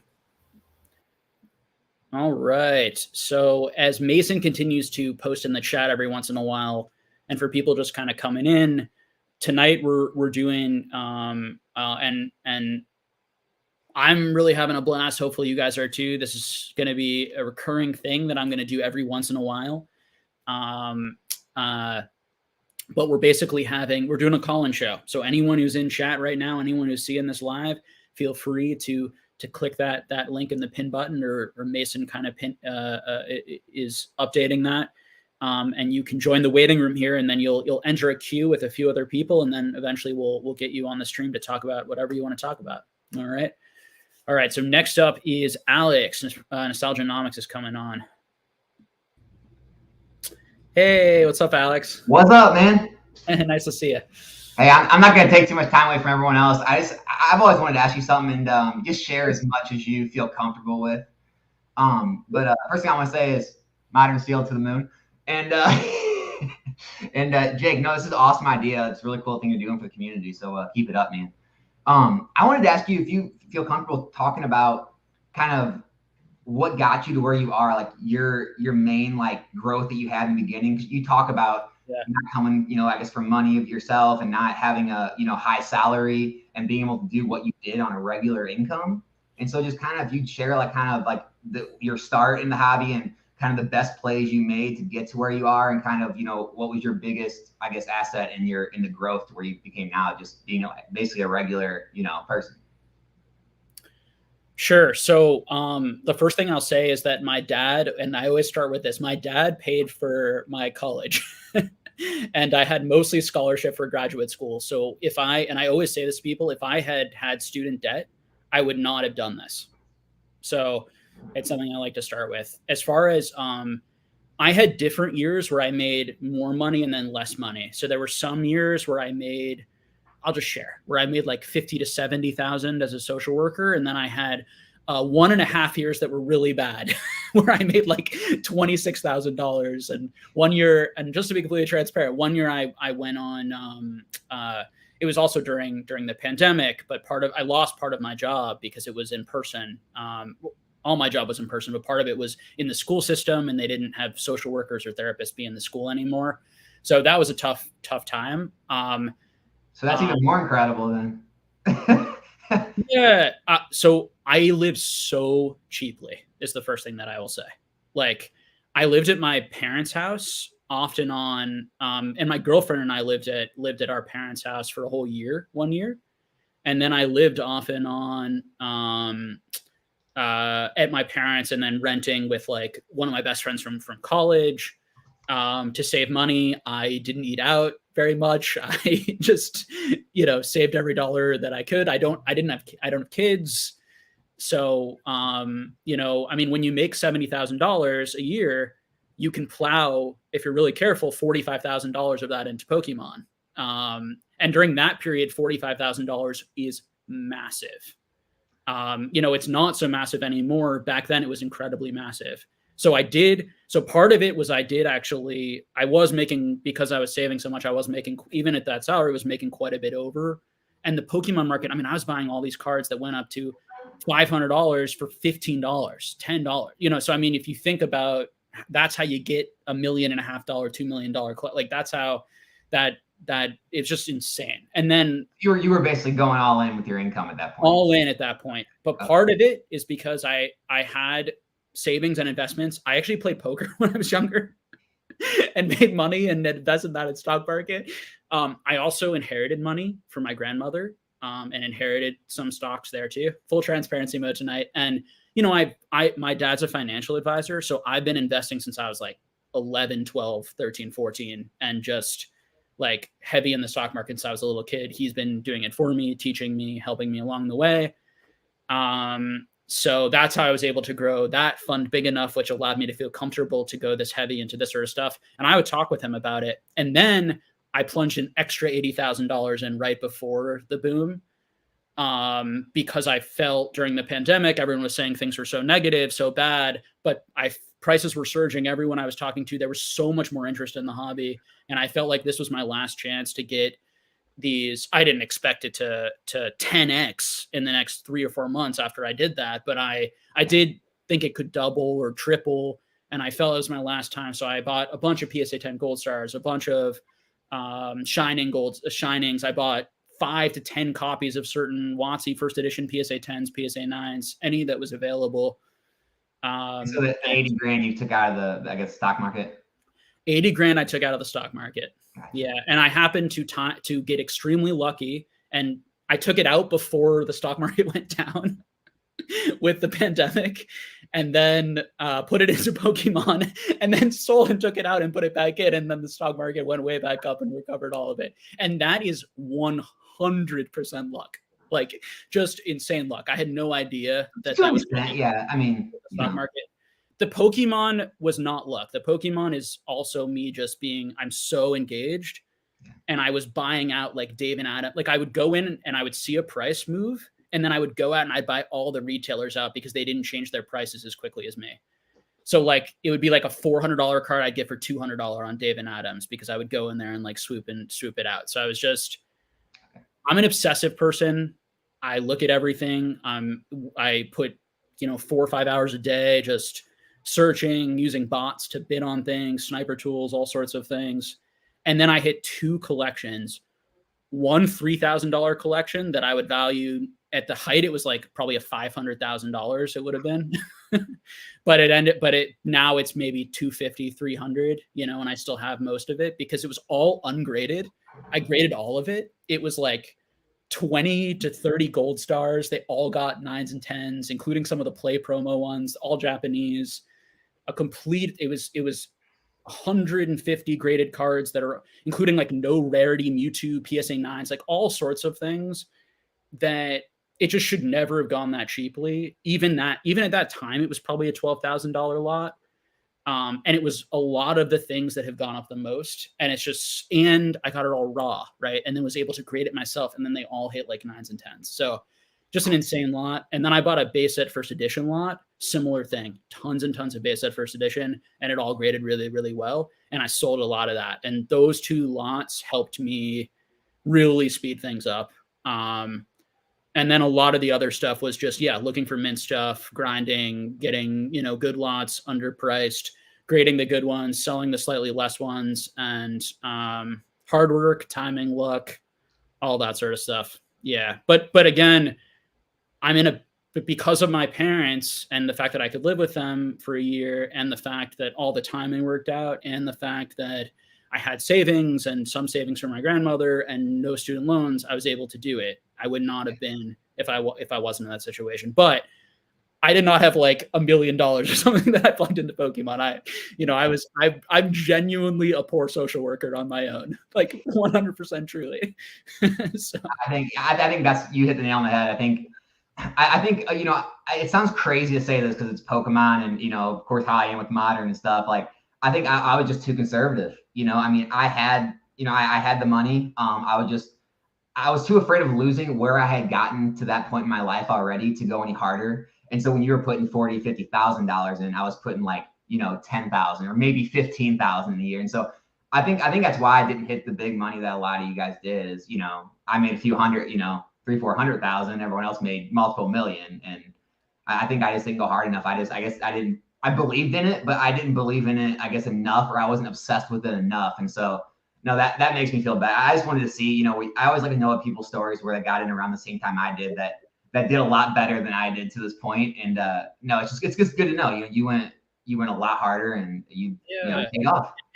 And I truly felt that it was just so undervalued compared to comic books, and I looked at Pokemon being the biggest media franchise, and I was looking at the key cards from the hobby with pop 15s, pop 30s selling for 15, 20, 30 bucks. And I was just like, it just doesn't make any sense.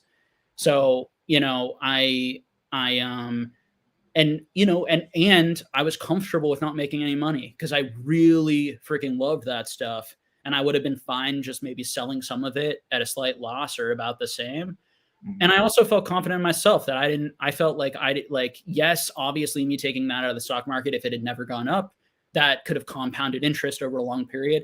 But I have faith that, I will be fine and I'm going to have enough. And my stock portfolio was big enough that taking 80K out didn't feel like a lot at the time. So well, I appreciate it, man. I won't take any more time away from everyone else, but thanks for answering. And this is awesome what you're doing. So keep it up, man. Thanks for coming on, Alex. Have a good night. You too. All right. HEWA is next. What is happening, man? Hello, Jake. How's it going? Good. How are you? Good to see you. Yeah, good to see you. I first wanted to respond to your previous caller, his statement that he said modern sail to the moon, I believe, when he first got on. And I just wanted to encourage your audience to not take that advice too seriously, because I think they'll be in a lot of financial trouble if they were to do so. You disagree? Yeah, I pretty strongly disagree with that. Okay. I think just for the fact that it's like printed, it's printed to the moon. I don't think it'll go to the moon. But it is printed to the moon. And actually, the way modern sets are structured, it's like one secret rare hit per box, right? If I'm not mistaken. Or is it two? One secret rare hit. I'm not even sure if it's that high. Might be one every other. I think it depends on the type of hit. I don't know if anyone in the chat wants to tell us. Well, it's like you're pretty much just like, it's like a lottery for that one hit, right? Like nothing else in the box could possibly contain value other than the one hit, right? In modern today, so some of like the full art hollows, I mean, it depends what we mean. I mean, there's some full art hollows that are selling for certainly 15, 20, 25 bucks, somewhere in there. Yeah. But I think that the majority of like the secret rare hits, I think they won't be that desirable going forward, because they're mostly like, there are a lot of like random like hyper rare random trainer items like Pokeball type things and like stadiums and just random like crap that I don't think people will care about going forward. But there is like, the only good thing these modern sets have, in my opinion, is the alt arts. And but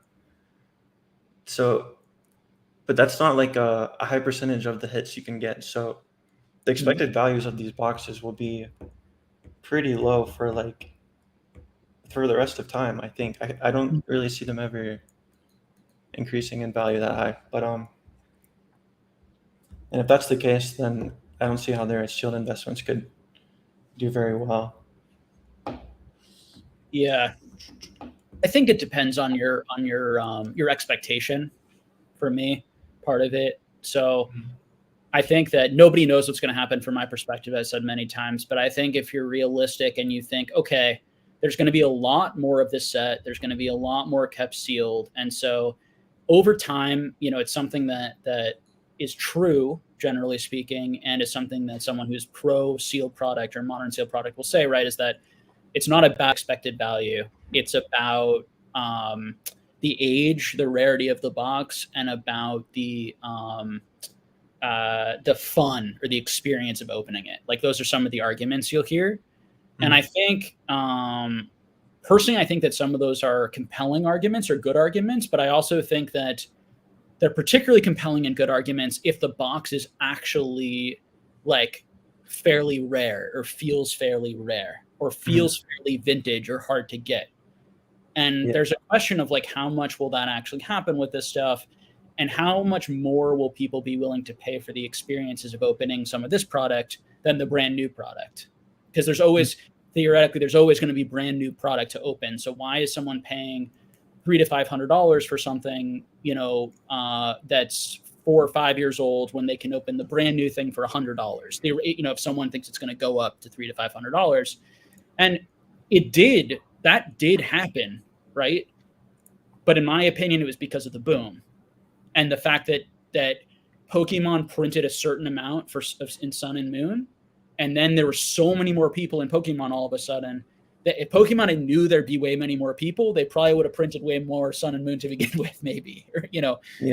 And it's that huge change in people that saw those huge gains, not the fact that every 5 years sets are automatically going to go up that much, which is what I think some people think. But we could see another game like that. So what do you think of all of that? Do you think it's possible that these booster boxes will go up, or you feel very, very like it's impossible, or it can't possibly happen?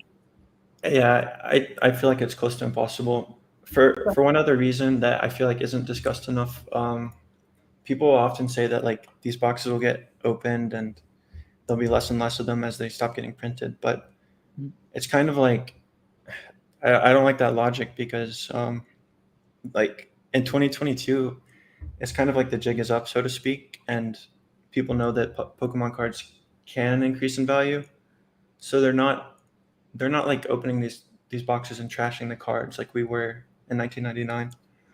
Yep. And so there's like very little to no attrition of modern, especially the chase cards. And so it's kind of like irrelevant whether or not the box gets cracked, in my opinion. Actually, I wanted to ask you about something else completely unrelated. I'm getting kind of tired of the modern sealed debate. There's been a lot of it, but go for it, no problem. I wanted to talk about like rare vintage like trophy cards or prize cards, whatever you want to call them. And I kind of have this theory that I've tossed around on like in different Pokemon communities and stuff that like there's basically two types of rare cards. There's rare cards with like very high underlying demand and rare cards without that. That I think that a lot of people with a decent amount of money in the hobby, I guess, they understand the idea that rarity is a good like trait for a Pokemon card to have. Okay. It's like because it's half of the fundamentals, right? It's like there's the supply of it and then the demand. So obviously, if the supply is very low, then it's going to be good for the card. But and I would add I think it's a double positive. I think I can't hear you. Just to add one point to that, it's a double positive. I think because I also think that rarity creates demand because people actually want something that's actually rare. So and then there's not enough to go around. So it kind of is a double positive in that sense. Oh yeah, I'm glad you brought that up. Because I've thought about that too. It's like people have demand for the rarity. Yep. It's not like demand in a vacuum. Yeah, because people they might be like, I hate this card, right? I don't even like it that much, but it's rare, so that's cool. That's why I want it. That's it. Exactly. But in that scenario, when there's the demand is for the rarity, it's interesting to think about how that affects the price moving forward. Because if there's no underlying demand, like irrespective of the rarity, then it's what's like giving the people who own it an incentive to hold it for a long time. If they're only if they have no underlying demand for the card, it's like there's no intrinsic value to them. It's just a money-making opportunity, I think.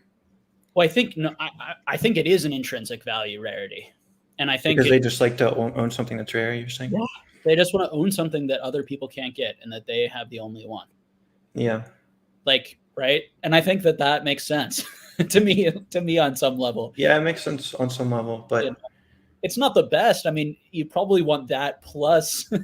Yeah, like when you contrast it with like a 97 Pika or like an Illustrator or something. It's like cards with like that have the top of the line like rarity fundamentals and also top of the line demand fundamentals. Sure. But like my theory is basically that like S. Pratt has talked about like kit-shaped recoveries in the Pokemon hobby. And I think that's very true. But I think within like rare cards and like the prize and trophy card markets, there's like a K-shaped recovery within that, where we'll see cards like with like 97 Pikas or like Illustrators that are on the upper slope of that K graph, and they'll just keep going up for like the next 40 or 50 years. I don't see cards like that going down really ever. And then we'll see other cards which, in my opinion, don't have that demand, and I mean they have demand for the rarity itself, but not like the underlying demand, I guess. Yeah. Like and that's what I think about cards like Unicarp or Master Scroll or Mysterious Pearl or cards like that. I don't think they have very good futures, at least in the short term, because it does seem in the past year or two, people have acted mainly on the premise of rarity is in all cases the most important thing, and they've kind of neglected to think about demand. Actually, I think demand in general is just really interesting to think about, and it's a lot more complex than supply, I think. I mean, because rarity is so clear cut. It's how many were printed. Well, you don't always know, but you kind of know. And so it's either the cards either there's a lot of them or there's not. But demand, it's like we were talking about, do they actually have demand for the card, or is there demand for the rarity? It's just interesting to think about to me, and yeah, that's about it really for me. No, I think we've seen that overall. I mean, you're always going to find examples that buck that trend, but the general trend that I've seen, and I've been hearing about private sales that I can't talk about quite yet, but there are some big potential sales happening in different areas of the hobby right now.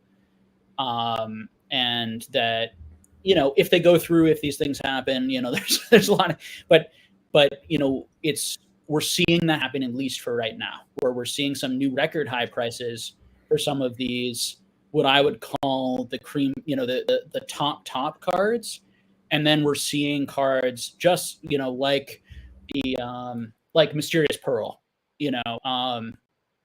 that there, many hundreds of, who knows, could be 1,000, of, we don't know, that was selling at $10,000 and now has, really come quite a bit back down. And I do think it's harder.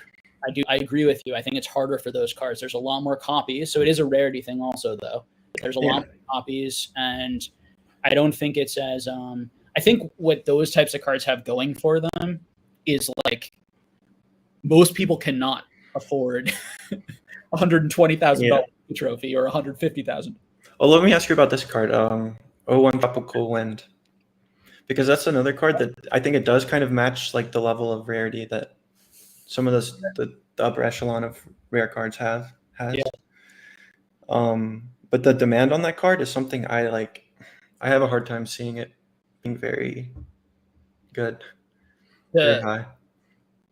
Yeah, I mean, I think that I can just speak for myself. For me, that I personally, as a collector, I really like the world events and I like the world promos a lot. Mm-hmm. So for me, that card and then owning the Tropical Breeze, which we could say is a similar, just rare, much, considerably rarer card. But I get confused on the names. I just know them by the year. 2000.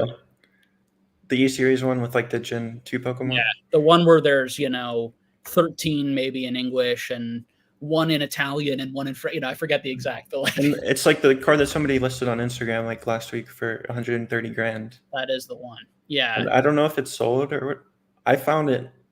I thought that the price would be very hard to sell out personally. I don't know if it did or not. It might have already sold, but yeah, I mean, that card was about a PSA 8 went for about 18,000 a few years ago in eBay on a public auction, and that was the that public version. So, and we can say that that would be a huge percentage increase if it sold at 130K.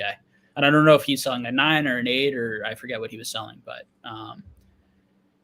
listen, this stuff that everyone's going to have their opinions and which ones they like and which ones they don't like as much. But it's I like the TMB, but I don't love it, and I own it, but I own it mainly to complete my collection. I don't love you it. own 2001? No, I don't own that. That's the one I'm missing. Uh-huh. I prefer the Lucky Stadium. I just think it's a rare kind of, and I like the art a little bit better even. I think it's kind of cool. The Hawaii one? Yeah, but I love that card. It's so pretty. Everyone's going to have separate opinions and different opinions. I think what's a little hard for me with the Unicarp in particular is you can get that exact same art for $1. Mm-hmm. And that's what always was hard, a little bit harder for me. But is that TMB card such different art than cards you can buy for 10, 20, $30? No, so at the end of the day, people need to spend their money, the way that they think. But I definitely think that there's, but at the same time, what I would say is that there are cards that are $6,000-$7,000 that I think are very rare. And then, versus these $150,000 cards that are not as rare. And I'm not sure that makes sense either. So I don't know. Yeah. That's a lot to think about. Yeah. I just think, I guess my overall, just like to sum it up, I just think demand is kind of underrated. Like rarity is overrated and demand is underrated, because there's a lot of cards that I think will have extremely high demand for the rest of Pokemon's lifespan that are not super rare, but they have okay rarity fundamentals, like Japanese shinings, or like Neo 4 shinings, or Japanese crystals. And I think people like overlook those cards, or at least they have in the past year or two.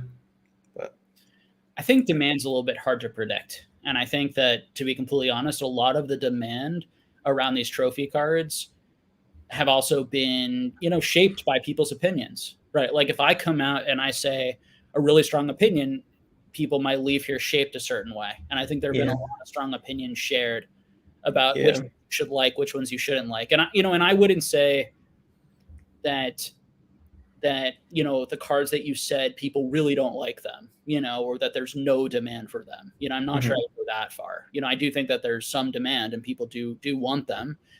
But I also think that the prices don't make sense to me on some things. But that's the power of money. People out there have money. You buy what you think is worth buying. So, yep, only time will tell.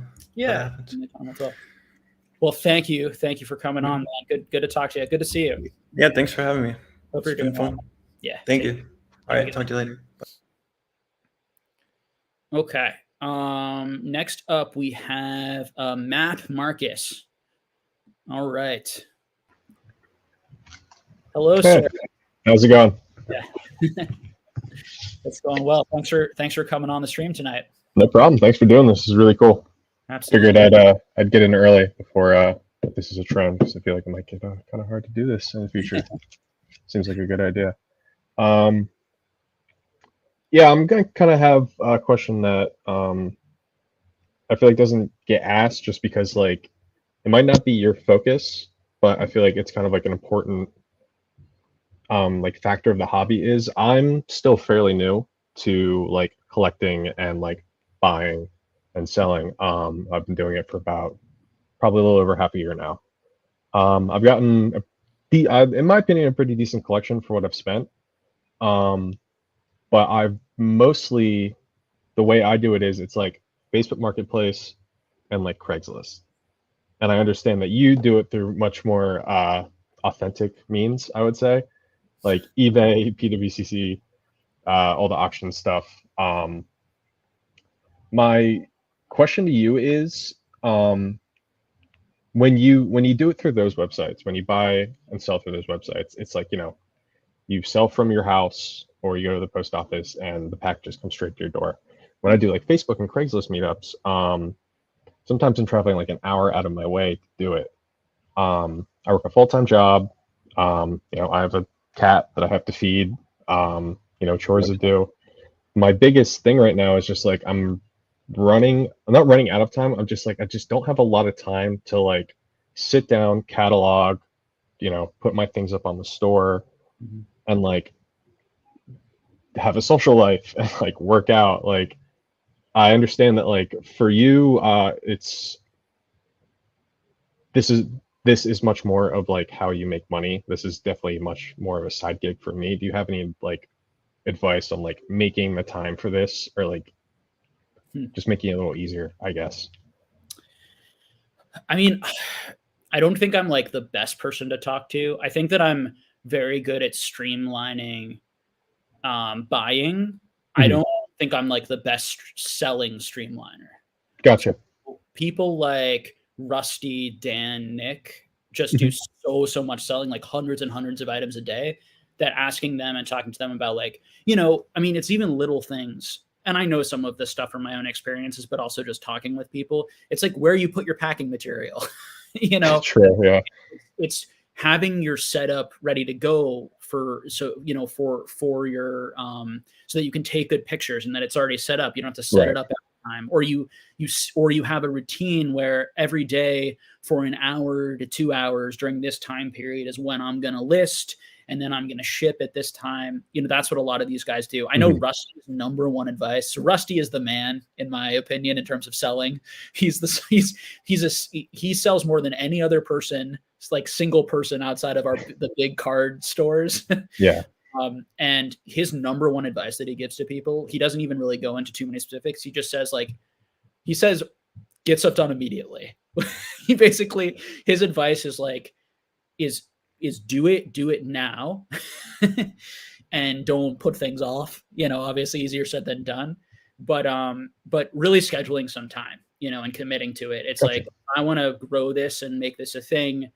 I'm going to commit to, 30 minutes a day, 1 hour a day. I would go online right now and I would look up, they're much better. Even in the Pokemon space, the Pokemon channels aren't as good as this. Is like, there are all sorts of like arbitrage, eBay, YouTube channels out there that will teach you step by step how to like maximize your experience on selling on eBay. And it doesn't have to be Pokemon cards, because they'll just show you, how to do all of these things. They'll recommend, like, should you get a light box? Is it worth investing in a light box to take the best photos? There are lots of like little pieces there. That's what I would say. Is there any other specific thing that you were wondering about in terms of like, are you wondering like where I sell or? No, because like I'm not like even like close to there. Most likely I have a small stack of like stuff I would probably sell. So like it would be like an eBay or a TCG profile probably. But if you want to move on from this, like I understand this is like not your territory. No, this is a phenomenal question. No, thank you for coming on. It's great. And I just love meeting people. It's great to meet you and just have a chance to talk. Yeah. What I would say is building reputation is big, and starting to get that eBay feedback. And so just starting to make some small sales. If you want, start an Instagram. You could start listing things there. You could also go on Facebook, like Burbank. Have you heard of Burbank? No. Go on Facebook and join the Burbank group. And it's a large group of people selling to each other through Facebook. Okay. And, generally that's a pretty good place to sell, pretty safe place to sell. They're pretty good at cutting down and catching the scammers and those types of things. Those are all really good options. I also think going to local flea markets. I just went to a flea market. There's a big flea market a few times a year in Massachusetts that I went to, and there were people buying and selling cards, and that's awesome too. That's kind of why I do this over like auctions, because I kind of like, I understand you get what you pay for, but like I'm not trying to buy like PSA 10 cards right now. Like it's just not really within my budget. Sure. Like you said you like bought like $45,000 in cards. Like I was like Jesus Christ. But sorry. I do try to like keep my budget low, and doing Facebook and Craigslist is kind of like the best way to do that, because the turnaround is usually, when I do buy, the turnaround is usually like amazing. Yeah. Because like I did a deal today for like $150, and I'm taking care of it right now. But like there's like an Expedition Mewtwo in there, and like I'm like, Jesus, like geez Louise, you can like double, triple your investment usually, like if you sold the next day. So that's kind of like where I do best. I do want to transition to like the graded cards and stuff. Like I have a whole box of just like immaculate like looking WotC cards, but I'm just like, I don't have $2,000 to grade 20 cards right now, 100%. And it takes time. Yeah. It takes and I'm like ready to hold for like years, I guess. And I think having like, for me, like in the beginning, it was like I just really enjoyed it so much. I wasn't focused on money particularly. No, me neither. I've been playing Pokemon since like day one. I just love this stuff. But I was like, I can go on a vacation if I sell some of this stuff. So Yeah, like hearing the big numbers or hearing like what other people accomplished or did, you know, because there were really huge people who had already accomplished everything that I wanted to accomplish when I got into the hobby, and I was watching Interesting. that, right, for motivation, right? Mhm. I had a 0 cards at this point, not a single card, and I'm watching, you know, Gem Mint and Yeah. Scott and Gary, you know, who already basically had completed almost everything. And it's really just about learning the market, you know, time, patience, Yeah. and also like, you know, who cares? Like, yeah, money and your size of your collection is not what matters. Yeah. So it's And like about, honestly, at the end of the day, like I'm really happy with what I've got. So I you know, if I don't end up selling it anytime soon, like I just have more cool cards. yeah. And I know for me, like I would much rather talk and hang out with people and meet people at Collecticon who are like nice, passionate people in Pokemon. Yeah. Than some rich The hardcore sweaty guys like trying to make $1 million. Yeah, some rich people who don't even care about it and are just into all Mhm. the money stuff. So, and that's all they think about. And, you know, so, and I think the majority of people feel the exact same way. And like Yeah. the majority of my friends, no matter how big their collection, feel the same way. So, yeah. That's what's got me the most success. I've had like several people come to me. They're like, I'll like, because people don't have to reply on Facebook, you know, like, Yeah. but they'll go quiet for like a month and they'll come be like, give it to me for $200. And I'm Yeah. like, okay. And I drive out and I'm like, why did you mess me back? They're like, oh, you just weren't like, you know, a douchebag. They Yeah. have people trying to talk down like $1,000 worth of cards to like $200. I'm just like, okay, just be nice. That's as a small collector, my advice to whoever's watching, just be nice. Just be nice, man. It's crazy how far you can get with just not being not nice. Yeah. Not taking advantage of people. Yeah, I'm playing with fair ball. You know, all that sort of stuff, you know, goes a long way. It really does. Yeah. If we could, I don't want to take up too much time. If I could just switch topics real quick. Yeah. Go for one more. I really enjoyed your video. Not to call him out at all. I enjoy his content, but Twice Baked Jake, and just saying like I like that like kind of like the Pokemon people are just like they're willing to not like call each other out, just be like maybe not, maybe this. But I've seen a lot of people have been like, it's really dangerous for people with influence to say that they like this or they like that, and that's like kind of like what most people are doing right now. They're like, buy Evolving Skies, buy whatever. What do you think that says to the overall health of the hobby when one person's opinion who has like 20,000 YouTube followers can like tank the price of like a specific card, you know, or like someone goes and buys like the entire stock of something they recommended? Because like I'm just like, I hope that's like kind of just like a carryover from like the Logan Paul era, because like I would like to go out and buy something after. Like I like to take advice, but like sometimes you just can't because it's all gone. Yeah, I think you hit it on the head, which, you know, and I know you asked it as a question, but I think you're right that, you know, part of that stuff is just normal mania behavior.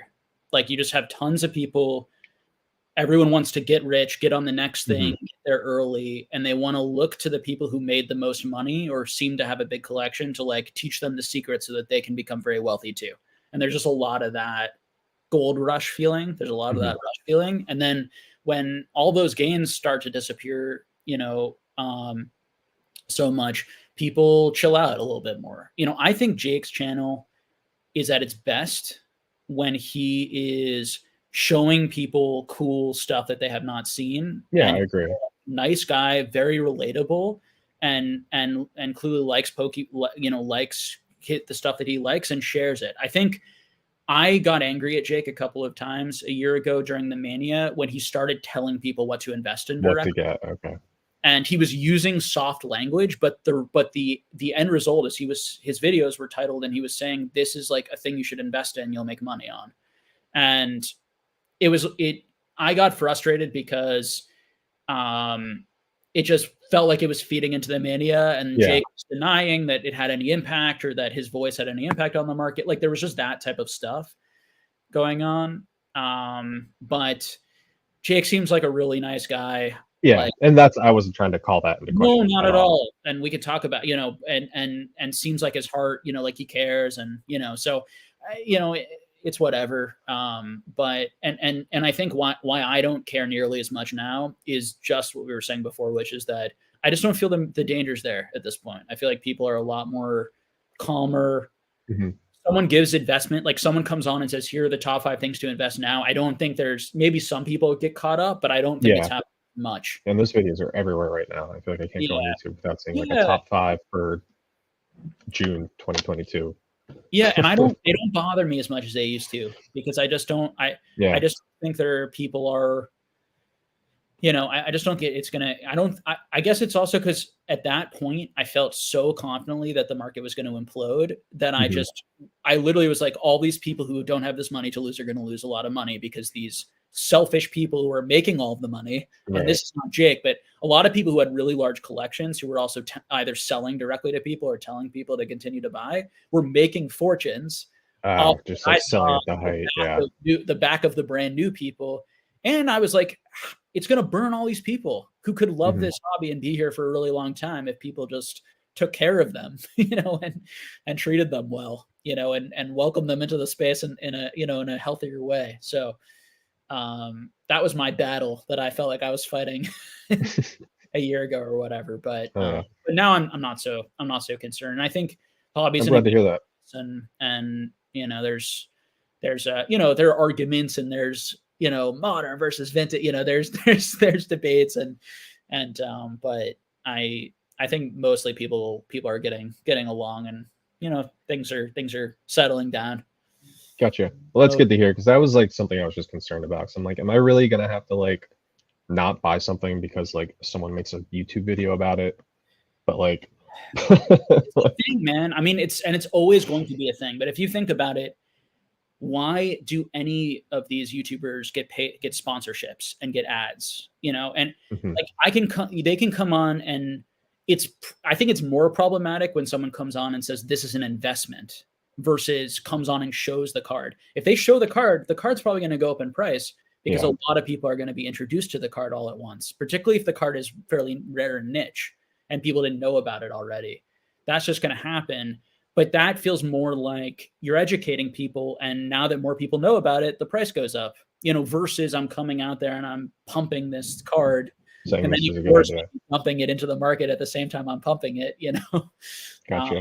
And so I view those things different. And I think that overall it's a good for these channels to continue to introduce people to cards. And if the negative side effect is those cards go up in the short term, I think it's there. I don't know how you avoid that.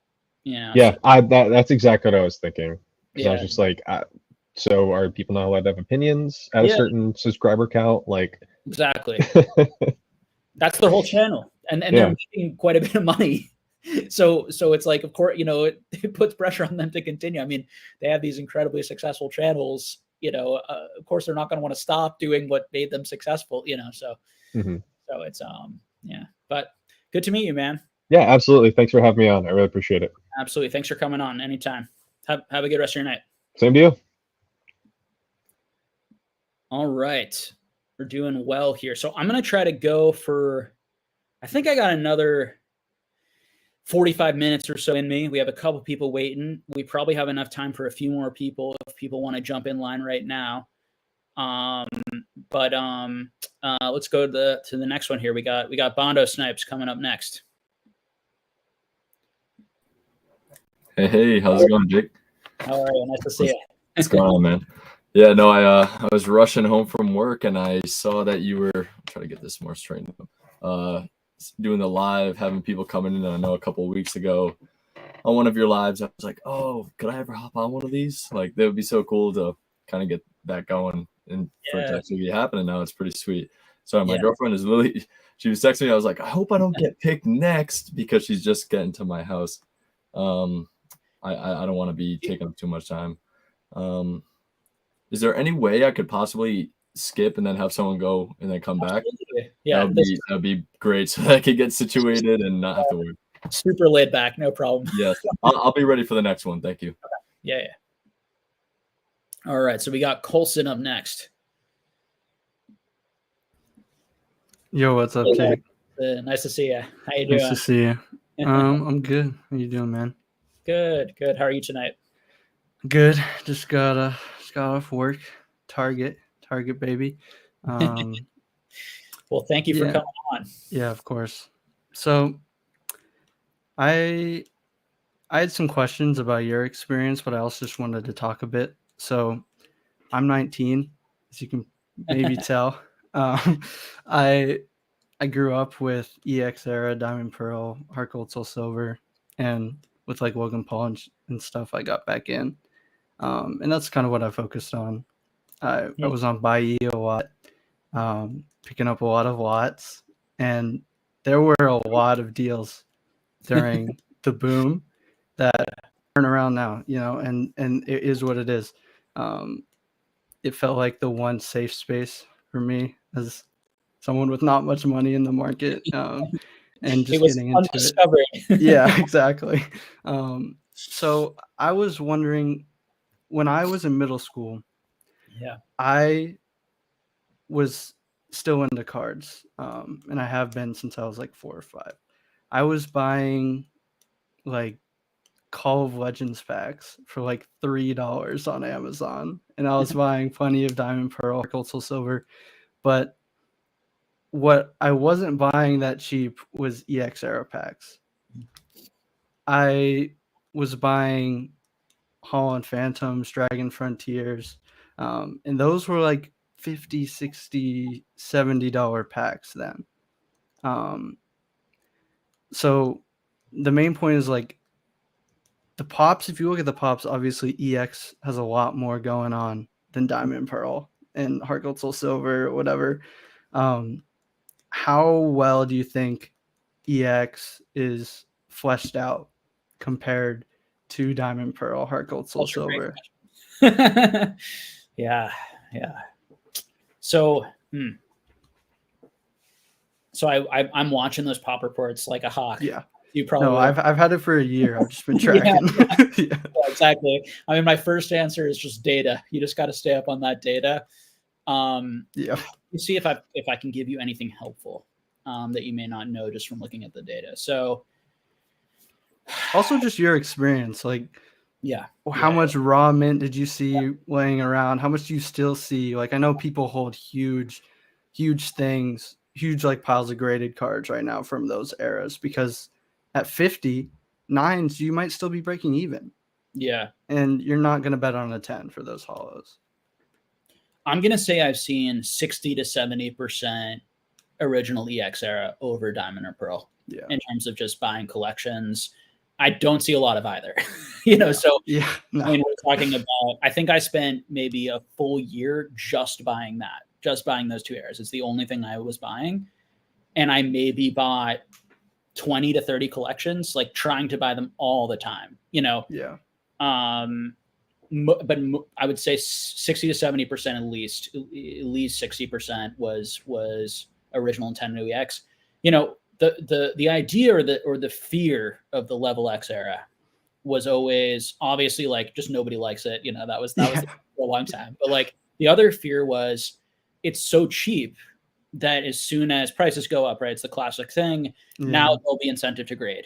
And so all of a sudden we're going to see the pops, explode. So interestingly, it seemed like the only, like one of the biggest graders of that stuff was a shop called, there was one shop that clearly did a mass opening of all of that product. This poor shop. They did a mass opening of all this product. They graded all of the level X's and they sold all of the 10s and all of the 9s in auctions. And I bought them all for like $40 for each 10, $12 to $15 for each 9, and there are a few other people I think even here in this chat probably were with me who were, I've run into a couple people who were competing with me to get there, but really only 2 or 3. I mean, it's very few people who were buying them. Yeah. Card Rush. That's exactly right. You say, and Manny's got it too. Yeah. Card Rush Inc. was one of them. And they, at that time, there would be like, 39s, and they would auction off in the course of like a year, 22 to 23 of them. So they were grading they graded like the entire pop basically. Now, there were a lot of weak cards.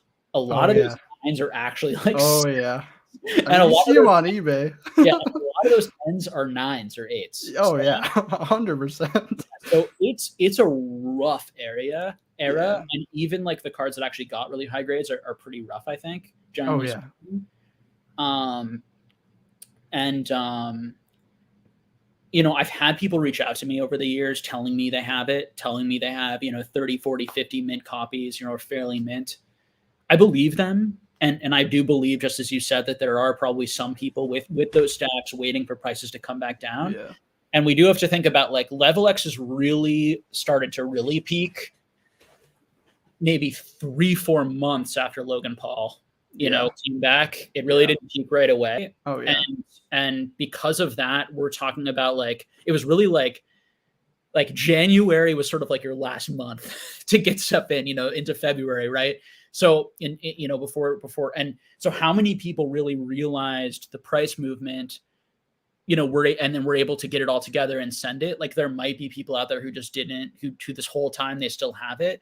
And so it might increase and trickle out. Whereas the original Nintendo EX era, when we talk about at least gold stars, you know, lowercase EXs and some hollows, you know, and some reverse hollows, they were already higher priced. So there was already more incentive. So that could be why some of those pops are higher. But if I had to guess, I think Diamond and Pearl, there's less. And I think it's harder to grade. I think it's even harder to grade. That would be my absolute guess. I think it is. I mean, from my personal experience, when I get like minty, like more pack fresh EX stuff, it looks a lot better than the pack fresh Diamond Pearl stuff that I open myself. It's trash. It's unbelievable. It's so bad. I mean, my bulk sub is like just coming back from like January. Yeah. So I'll get that soon. So we'll see what I hit. Yeah.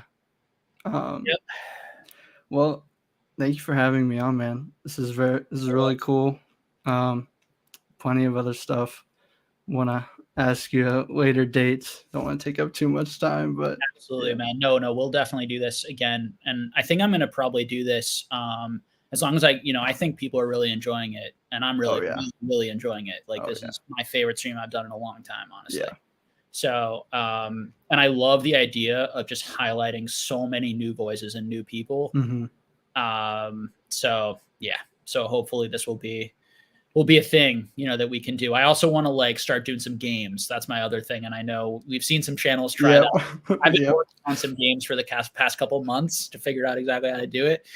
Because I think that weaving in this and games like into the other stuff we do, it'll just make it a nice balanced channel. Yeah. Plus, making people feel involved is so important, I Yeah. think.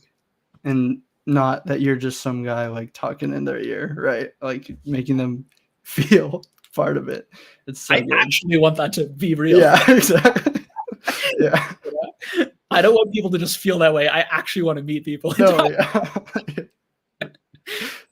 So we're just trying to figure out how to do that on YouTube. Yeah. So, and I'm luckily so far we have not had any issues tonight with people just coming and just being horrible. So, knock on wood. So cool, man. Thank you so much. Good talking to you, man. Have a good rest of your night. You too. All right, Bondo, you ready? Give me a thumbs up. Good. Okay. We'll bring you on. All right. We're good. Back and ready to go. Sorry about that. I'm glad I was able to cut off like Colson talk for a little bit. Appreciate that. I guess I kind of just want to talk. I mean, obviously there's such a debate between modern and vintage. I'm kind of in the middle ground between it. I was collecting Pokemon probably in the range of like 2001 to 2007, like as a kid going to Target. Mom, please, can I get a pack, please? Most of the time it was a no. Occasionally, yes, sometimes for Christmas and stuff. So I've always had a big passion towards like the EXR, like you were just talking about, the reverse hollows. That's actually one of the things I collect most of the like the lowercase EX cards. But I've since got back into modern, probably right at the start of Sword and Shield. It was a culmination of things with one of my friends where I had just been leaving college and I had told him when I was a sophomore in college. I was like, oh, I have Pokemon Red. I'm pretty sure laying around somewhere. He's like, yo, can I get that? I'll give you $20. He gave me the $20. And then from there, 3 years later, he was like, did you ever find that game? He was kind of like upset that I never gave it to him. So I ended up digging through a bunch of stuff, found it, gave it to him. And from there, started playing the games again. I got back into, I think I played Sun and Moon for the first time. And I was like, oh, this is different, but it like brought me back. Bought a bunch of games. I actually played it in reverse from Sun and Moon back to Diamond. Every single game reverse from there. It was kind of a weird trajectory to go instead of going, in chronological order. But from there, when Sword and Shield came out, that's when I started getting a lot more advertisements, probably because I was going to GameStop a lot more, buying things. And they were like, oh, while you're buying Pokemon, why don't you buy some cards? So I got into it, and kind of like right before everything hit the fan, and I was really enjoying like just going to GameStop, grabbing a pack or two before, 2 or 3 months went on. And then I was like, why are there no more packs anymore? And I wasn't following like the craze or the trends or anything along those lines. Unlike I do now. I probably put as much time into this as I'm doing other things. Watch I pretty much every day I wake up, I watch some YouTube videos, consume a lot of content, it's probably where I get most of my knowledge from, is listening to people like yourself, and a lot of the other names that are currently making all these investment type videos. Not to say I necessarily follow every single thing that everyone says.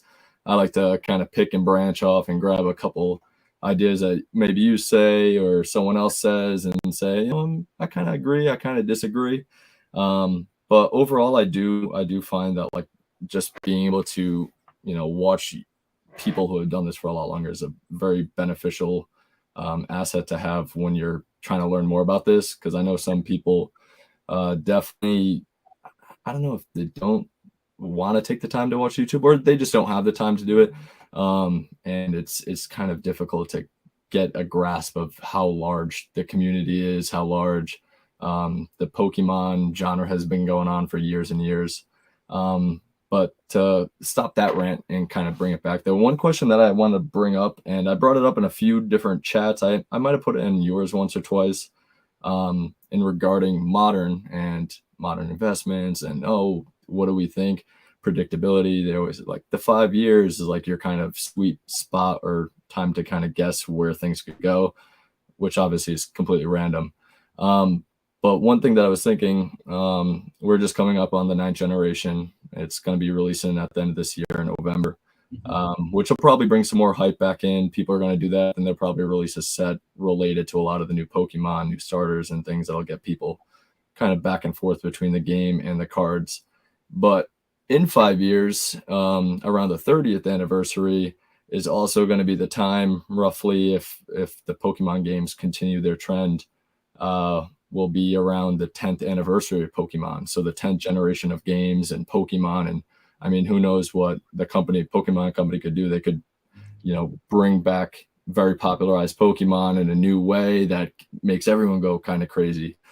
So I guess my question is, in that 5 year, although there is, the speculated 30th anniversary is always going to kind of have a little bit of hype if they make a special set for it. But with the games, and potentially with movies and other things that go on, do you think that could have a strong tie towards what could happen with modern cards? Because I mean, in 5 years from now, modern's not really going to be modern. It'll be a little bit more of like mid-range, not quite vintage, kind of sitting in that middle ground before things, get to that point. Do you think that could have like a kind of an adverse effect on the market, maybe almost create another type of boom type of situation? Just something I wanted to ask that I had thought about it multiple times and considered and was like, this could kind of make sense. So, yeah, I think that when we think about markets, musician. What people expect to happen already is priced in the price today. Mm-hmm. So what people are willing to pay right now, what you're willing to pay right now is based on your belief, right, about the future in part. Yeah, absolutely. So if you think that people are overly bearish at this point on it, and you feel like they're underestimating you talk to a lot of people and you feel like the general market sentiment or the broader market sentiment feels a little bit bearish to you and feels like it's underestimating those things, then that's how I would think about it. Then great. But if you think if that's already built in and that a lot of people investing in it are already super bullish on that's definitely going to happen, kids are definitely getting into it, like all these definites are already built in, it might already be reflected in the price. Like that's part of why it's the same thing when we buy, and I'm not a financial advisor here. This is not financial advice. It actually isn't what I'm about to say. I always want to say it when I talk about stocks, because legally I can actually say anything I want about Pokemon. Anyone can, because it's not securities.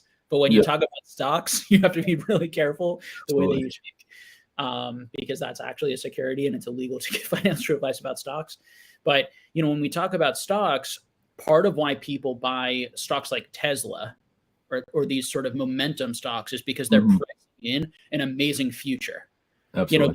The current returns, the current PE ratio might be really bad, but they believe the company is going to grow so much and be so amazing that they're willing to pay that really high price. And so Pokemon's very different. We don't have PE ratio earnings that we can compare, that we can compare our future expected growth, these types of things too. But it works psychologically very similar in the sense that we are people only paying 140 or 180 for something because they are building in that it's going to go to 250 and 260. Whereas before all of this boom, people were only really buying it to open or to enjoy, or maybe buying it to make $5 or $10. And so once expectations get higher, that can make it so there's less upside inherently. And so it actually has to now outperform the expectations for things to really go up. Does that make sense? So that's just but do I think like nobody knows, right? Like if they come out with a killer virtual reality situation in the next few years, like it's a dream of that when I was a kid. like that I think would be tremendous for the whole hobby. And I think you'd see everything. You'd see so many more people into it. And I think like if you could have virtual reality, like be in a Pokemon world and go catch Pokemon, hang out with Pokemon, like that type of thing to me would be a game changer, similar to what Pokemon Go was like. I don't think we know that's going to happen, so I don't think it's already built into the price. I think that it's like we hope that happens or guess. So that's what I'd say about that. How about you? What do you think about all that? No, I think that's pretty fair. It's tough to predict, like you said. You can't really understand exactly like is there going to be a new system in 3 or 4 years? Like there's a new Switch, like LED or the OLED screen, and like what could be next? What could they do with the games? I mean, I've played all the games growing up. I'm like pretty invested into that when they're new or when I'm into them, and then recently have been doing more with the cards. So it's kind of trying to gather the information between the games, the anime, the cards, and like how will that all kind of play. I'm also big into like Pokemon Go, so I do that a lot. And with this upcoming Pokemon Go set, like I'm pretty excited, and I'm not really necessarily like I hope I can, hold a bunch of Pokemon Go and hope it shoots to the moon, but more on the side of like, oh, well, I like Pokemon Go. I was kind of late to Pokemon Go again with Pokemon. My interest, I got back into it probably like early 2019, kind of throughout in that summer. That's when I got into Go. So it's still semi new to me. There's always new things coming out that I enjoy. So like having a set like that, I appreciate it. I'm sure if there's more artworks that come out to it, I'm going to appreciate it. And that's kind of what's always been my biggest kind of like what I look for in a card. Obviously, the rarity is great. I'm not like chasing super mega hard rare cards, but if something is a Pokemon that I played with or used or have like a shiny or something like that I actually have a lot of tie to, it usually ties me into the cards. And it's funny, I tell like pretty much all my friends when they're like, oh, Pokemon, what's your favorite Pokemon? Arcanine has been my favorite Pokemon for as long as I know because of Blaine's Arcanine from, the challenge, the team or gym challenge sets. And that card, I would like, if I was thinking, like, what's your favorite Pokemon? Like I pictured that card. That card was like what made me think of Arcanine, and what Arcanine then became my favorite Pokemon in games every single time I did a playthrough. So like a lot of the times when I'm looking at these new cards that are coming out, I mean, there could be some cards I'm not really super into, or maybe the Pokemon isn't my favorite. But like if I get the card and I can sit there and I appreciate it, kind of not put it on a pedestal, but like get to engage with it, and then maybe, hey, you know, I use that Pokemon in a future game, like it kind of slowly brings that card's value up more for me. Sure. Alone versus, oh, you know, the market was $50 last week, now it's $65 because someone talked about it, or whatever the case may be. So I think that's kind of like, I hate opening boxes and boxes and boxes and never pulling a card that's like, oh, I got the chase. Like it's been a dry year and a half since Sword and Shield's come out of like opening cards. So I've definitely probably put more money into opening packs and being like, oh, you know, I watched someone do this.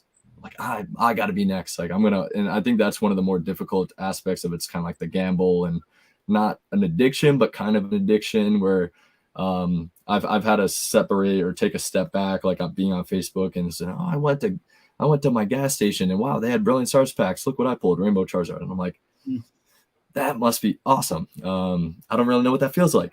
So I've kind of switched from buying packs. I still do it like if I go to Target and there's a couple packs and whatnot, and I'll grab a couple just for the enjoyment of, hey, maybe this time.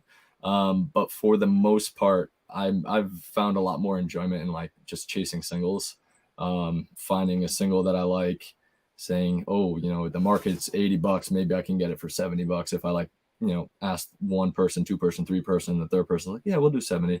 Like finding it at a cost where even if it were to lose a little bit of money, I'm not really too worried about it because I like the card itself. I thought the investment into the card was worth it alone.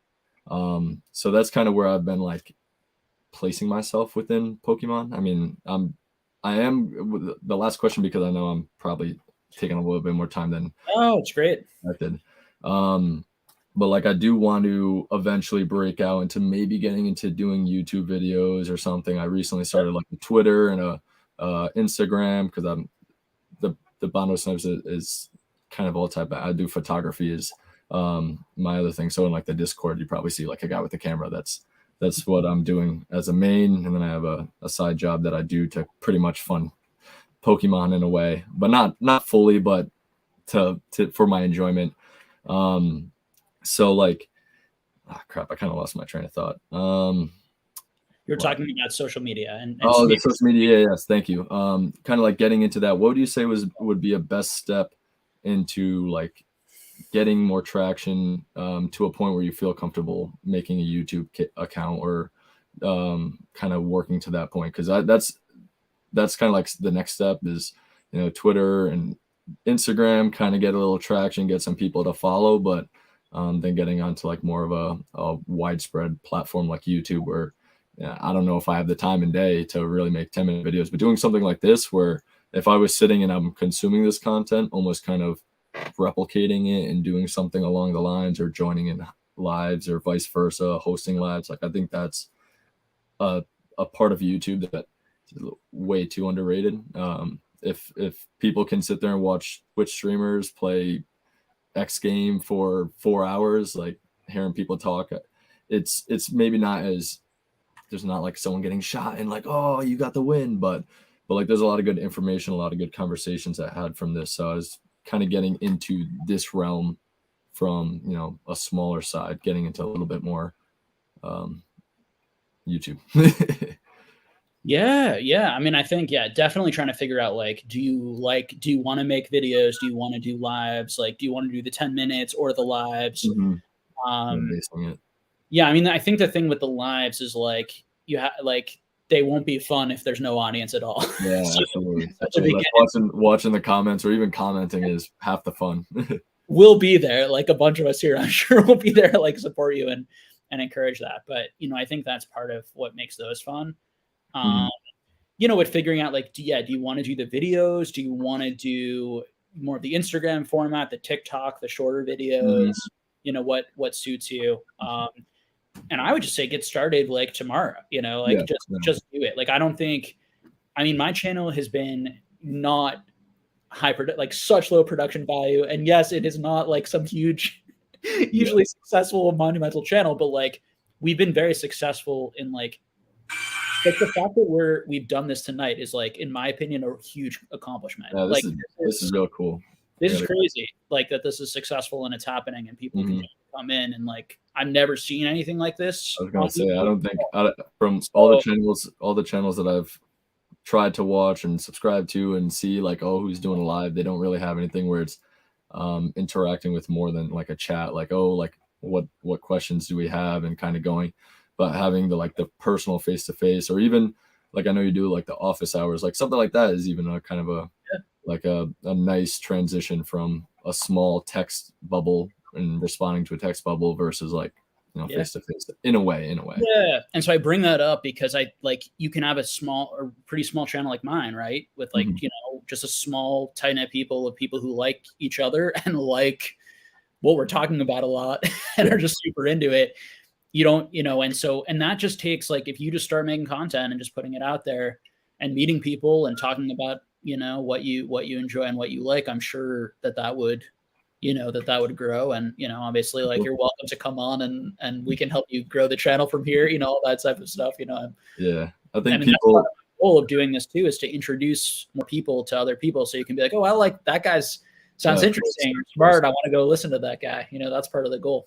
Yeah, I think people really buy into, like, oh, how passionate are you two about it? Because some people obviously come on and it's like, oh, like, let me just take this card and like, oh, what's the value? And then, you know, talk about it and that's it, but not really care too much about like Pokemon as a whole. Where, I mean, I wouldn't say I'm the most like diehard Pokemon fan, but I do love Pokemon, and I spent many years of my life at 12 a.m. when my mom told me to go to bed trying to beat the Elite Four, and then crying when I couldn't beat it, and then doing it over and over again. So like I have a lot of strong ties to doing this my whole life, and I'm only a child. So when I was not really busy doing homework or with some friends, I was probably playing Pokemon Alpha or Pokemon Sapphire or something like that as a kid, trying to go through it all. So like, yeah, it's definitely something to look into. I'm gonna maybe not just with time and frame start the YouTube quite yet, because I would like to have a little bit better of a setup and kind of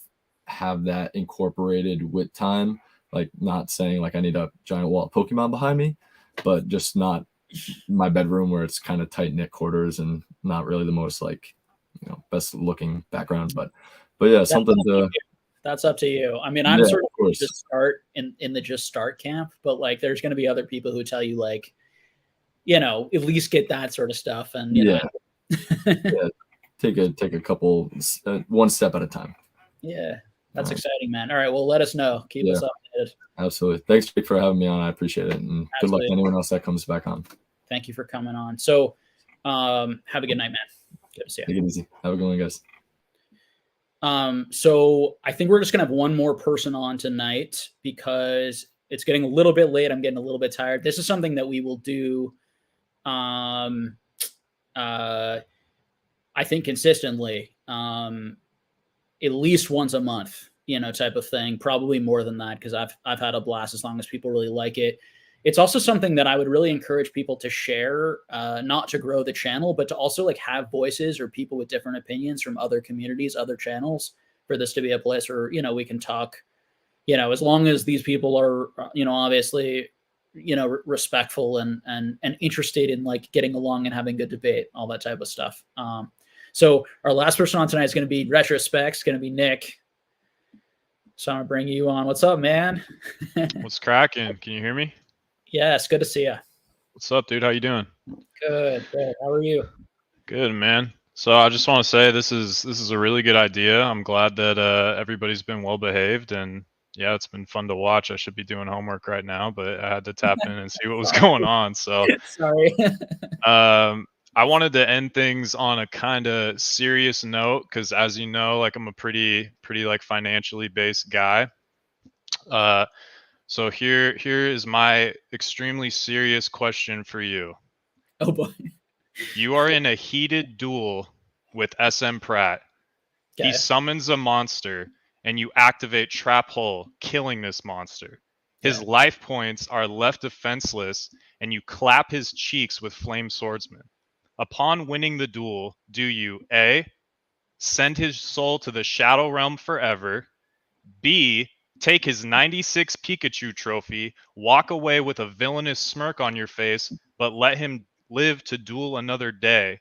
Or C, walk up to him in true Yami Yugi fashion, extend him your hand, and let him know he will never be successful if he doesn't trust in the heart of the cards and continues to charge people $50 a month for his Patreon. Thank you for your time. Oh my gosh. None of those. C with a variation. Okay. You know me. I would much rather. I try to live by like wanting everyone to succeed genuinely, and trying to be supportive and olive branchy. And I'm not interested in fighting or negativity. Yeah, I mean, as far as like, it's a free market. I'm gonna go. If people value it at that price, that's great. And he's been in this hobby for an extremely long time, and like I understand why people would want his perspective, and if people are willing to, I mean, honestly, like I go back and forth for myself. Like I'm uncomfortable charging people and want to just abolish everything completely. And then I talk to my girlfriend, and my girlfriend's a very caring person. I don't mean to paint her in a negative, but she's like, Jake, like you've been putting 5 to 6 hours of your life into this every single day. You could charge more for a whole month, than $10 a month. Do you know what I mean? So it's very funny. And people online are hilarious because they're like, you're a scammer for charging $10 a month. It's all a scam. He doesn't know anything, on the one side. And then on the other side, it's like, you should charge more, man. Like, that's an amazing. You do so much. So, every individual content creator or business owner it's a hard challenge, right, Nick, to what dollar amount do you put on your effort, experience, and time when you have to create that yourself. Like you have to create your own price point. And for me, I was a social worker all my life, and I never had to do that because I wasn't doing private practice. I was working for like community mental health agencies where there was a salary or there was a fee for service, or the insurance companies set the rate and I made, money from the insurance company. So the whole thing is a new experience for me on like how you set your rates. And I know people have strong opinions on people and what rates they sell. And, and I would say that my only issue would be the way that you sell yourself, I guess. And, if Scott or anyone was making claims that weren't possible, and people were signing up for like if I was coming out there and saying, if you sign up for my Patreon, you are guaranteed to like make this much more money, or this is exactly what you will get, as long as you are saying like what the person will get, what the person will receive, and you're doing your best to kind of follow through with that, I am sort of on that side of like, that's on the, and he has a lot of experience. People are spending a lot of money. I don't know. I think. What do you think, Nick? Or are you just trolling me and joking? No, man. I just wanted to ask a funny question because a lot of these are really serious, and I thought I would spice it up a little bit. But when the whole like topic was like Patreons and paywalls and blah blah blah, it's just like it just reminded me of when people were getting mad at people making money and people using Pokemon as a business and stuff. And to me, it's like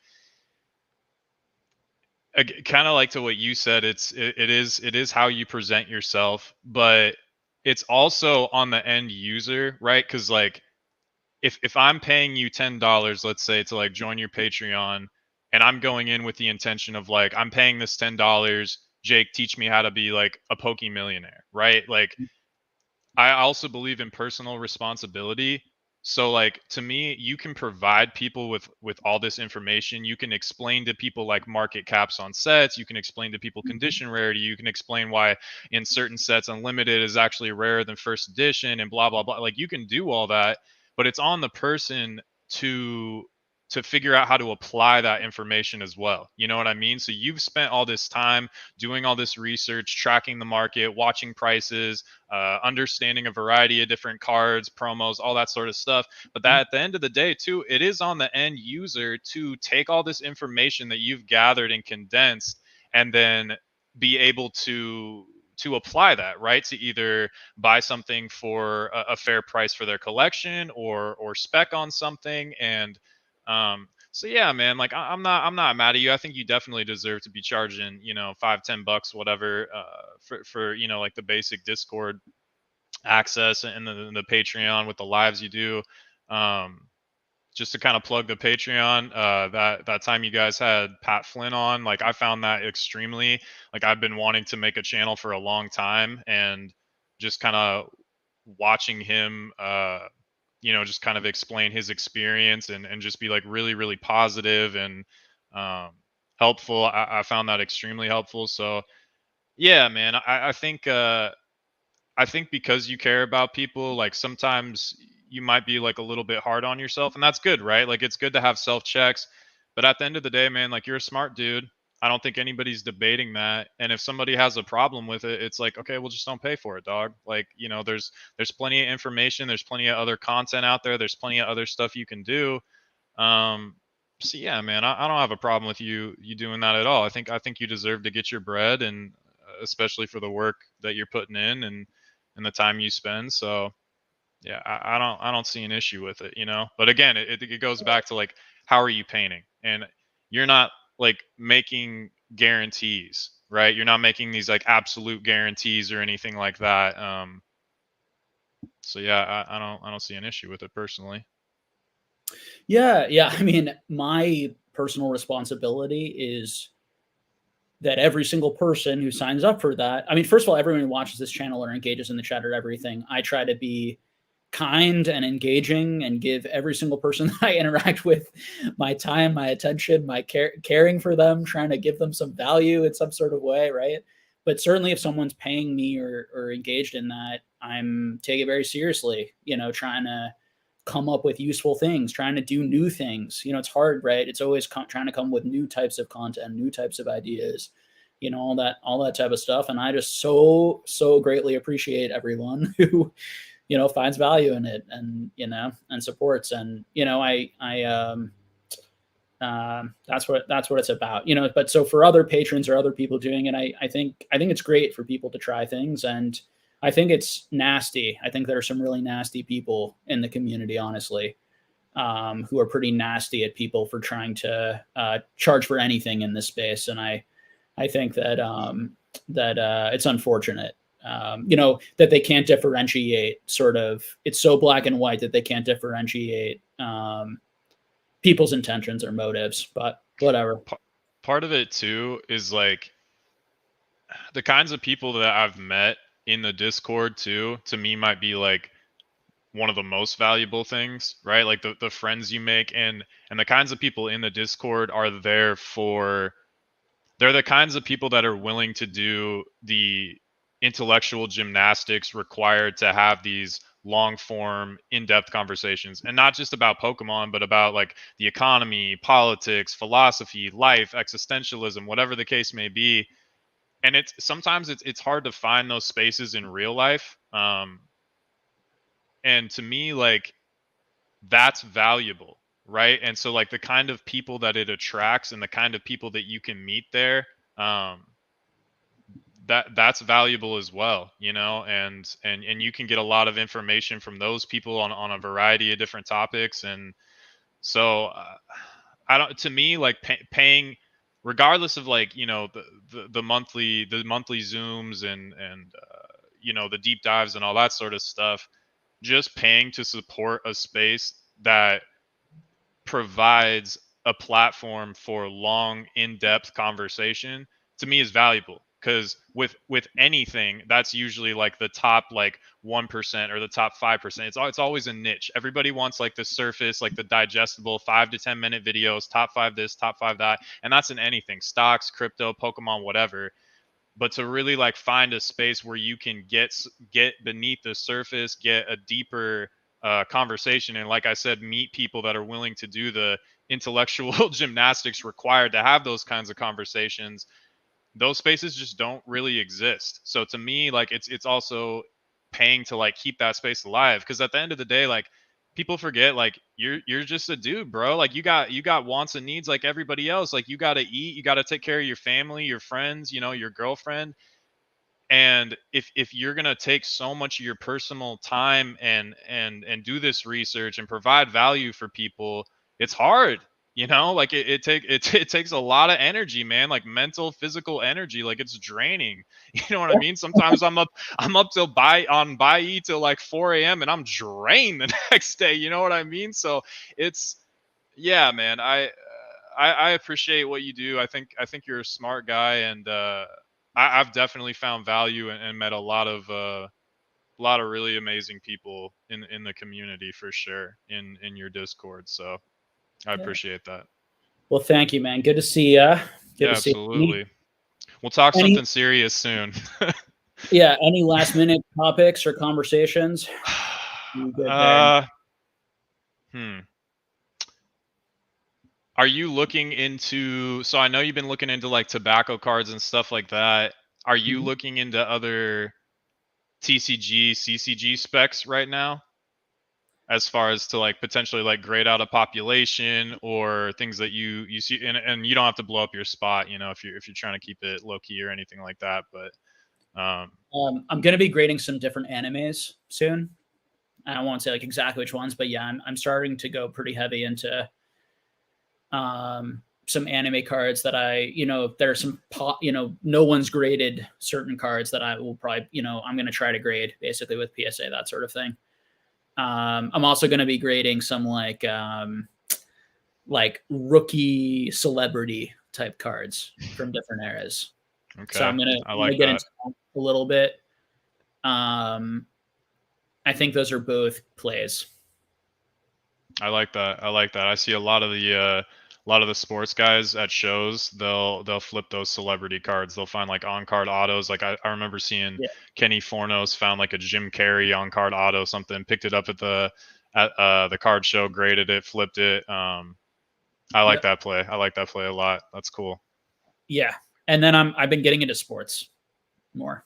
Okay, I like it. That's where the money's at, man. I've been moving into F1 a little bit lately. And it's interesting too because you can kind of apply a lot of the stuff that you've learned from Pokemon to sports and vice versa. You can learn a lot of stuff in sports that you can then take and apply to the Pokemon market. So for anybody out there that's trying to make money or get more effective at flipping, go watch sports channels. You don't have to be into sports or ever want to own a sports card, but there's a lot of valuable information and just different perspectives. So all right, man. Thank you for hanging out, Nick. Yeah, thanks for having me on. Thank you all so much to everyone just hanging out in the chat. It was really fun tonight. And let's see. I guess no news on my end. All right, I'll let you go, Nick. Yeah. Peace. Have a good day, man. Thanks, man. Have a good night. Yeah. So that's it for tonight. And let me know what you guys think, and if you guys have any suggestions, topics that we might want to do in the future. I think certainly when events or different things happen in the Pokemon world, I'm thinking we could do this and have people come on and share their hot takes and their opinions. So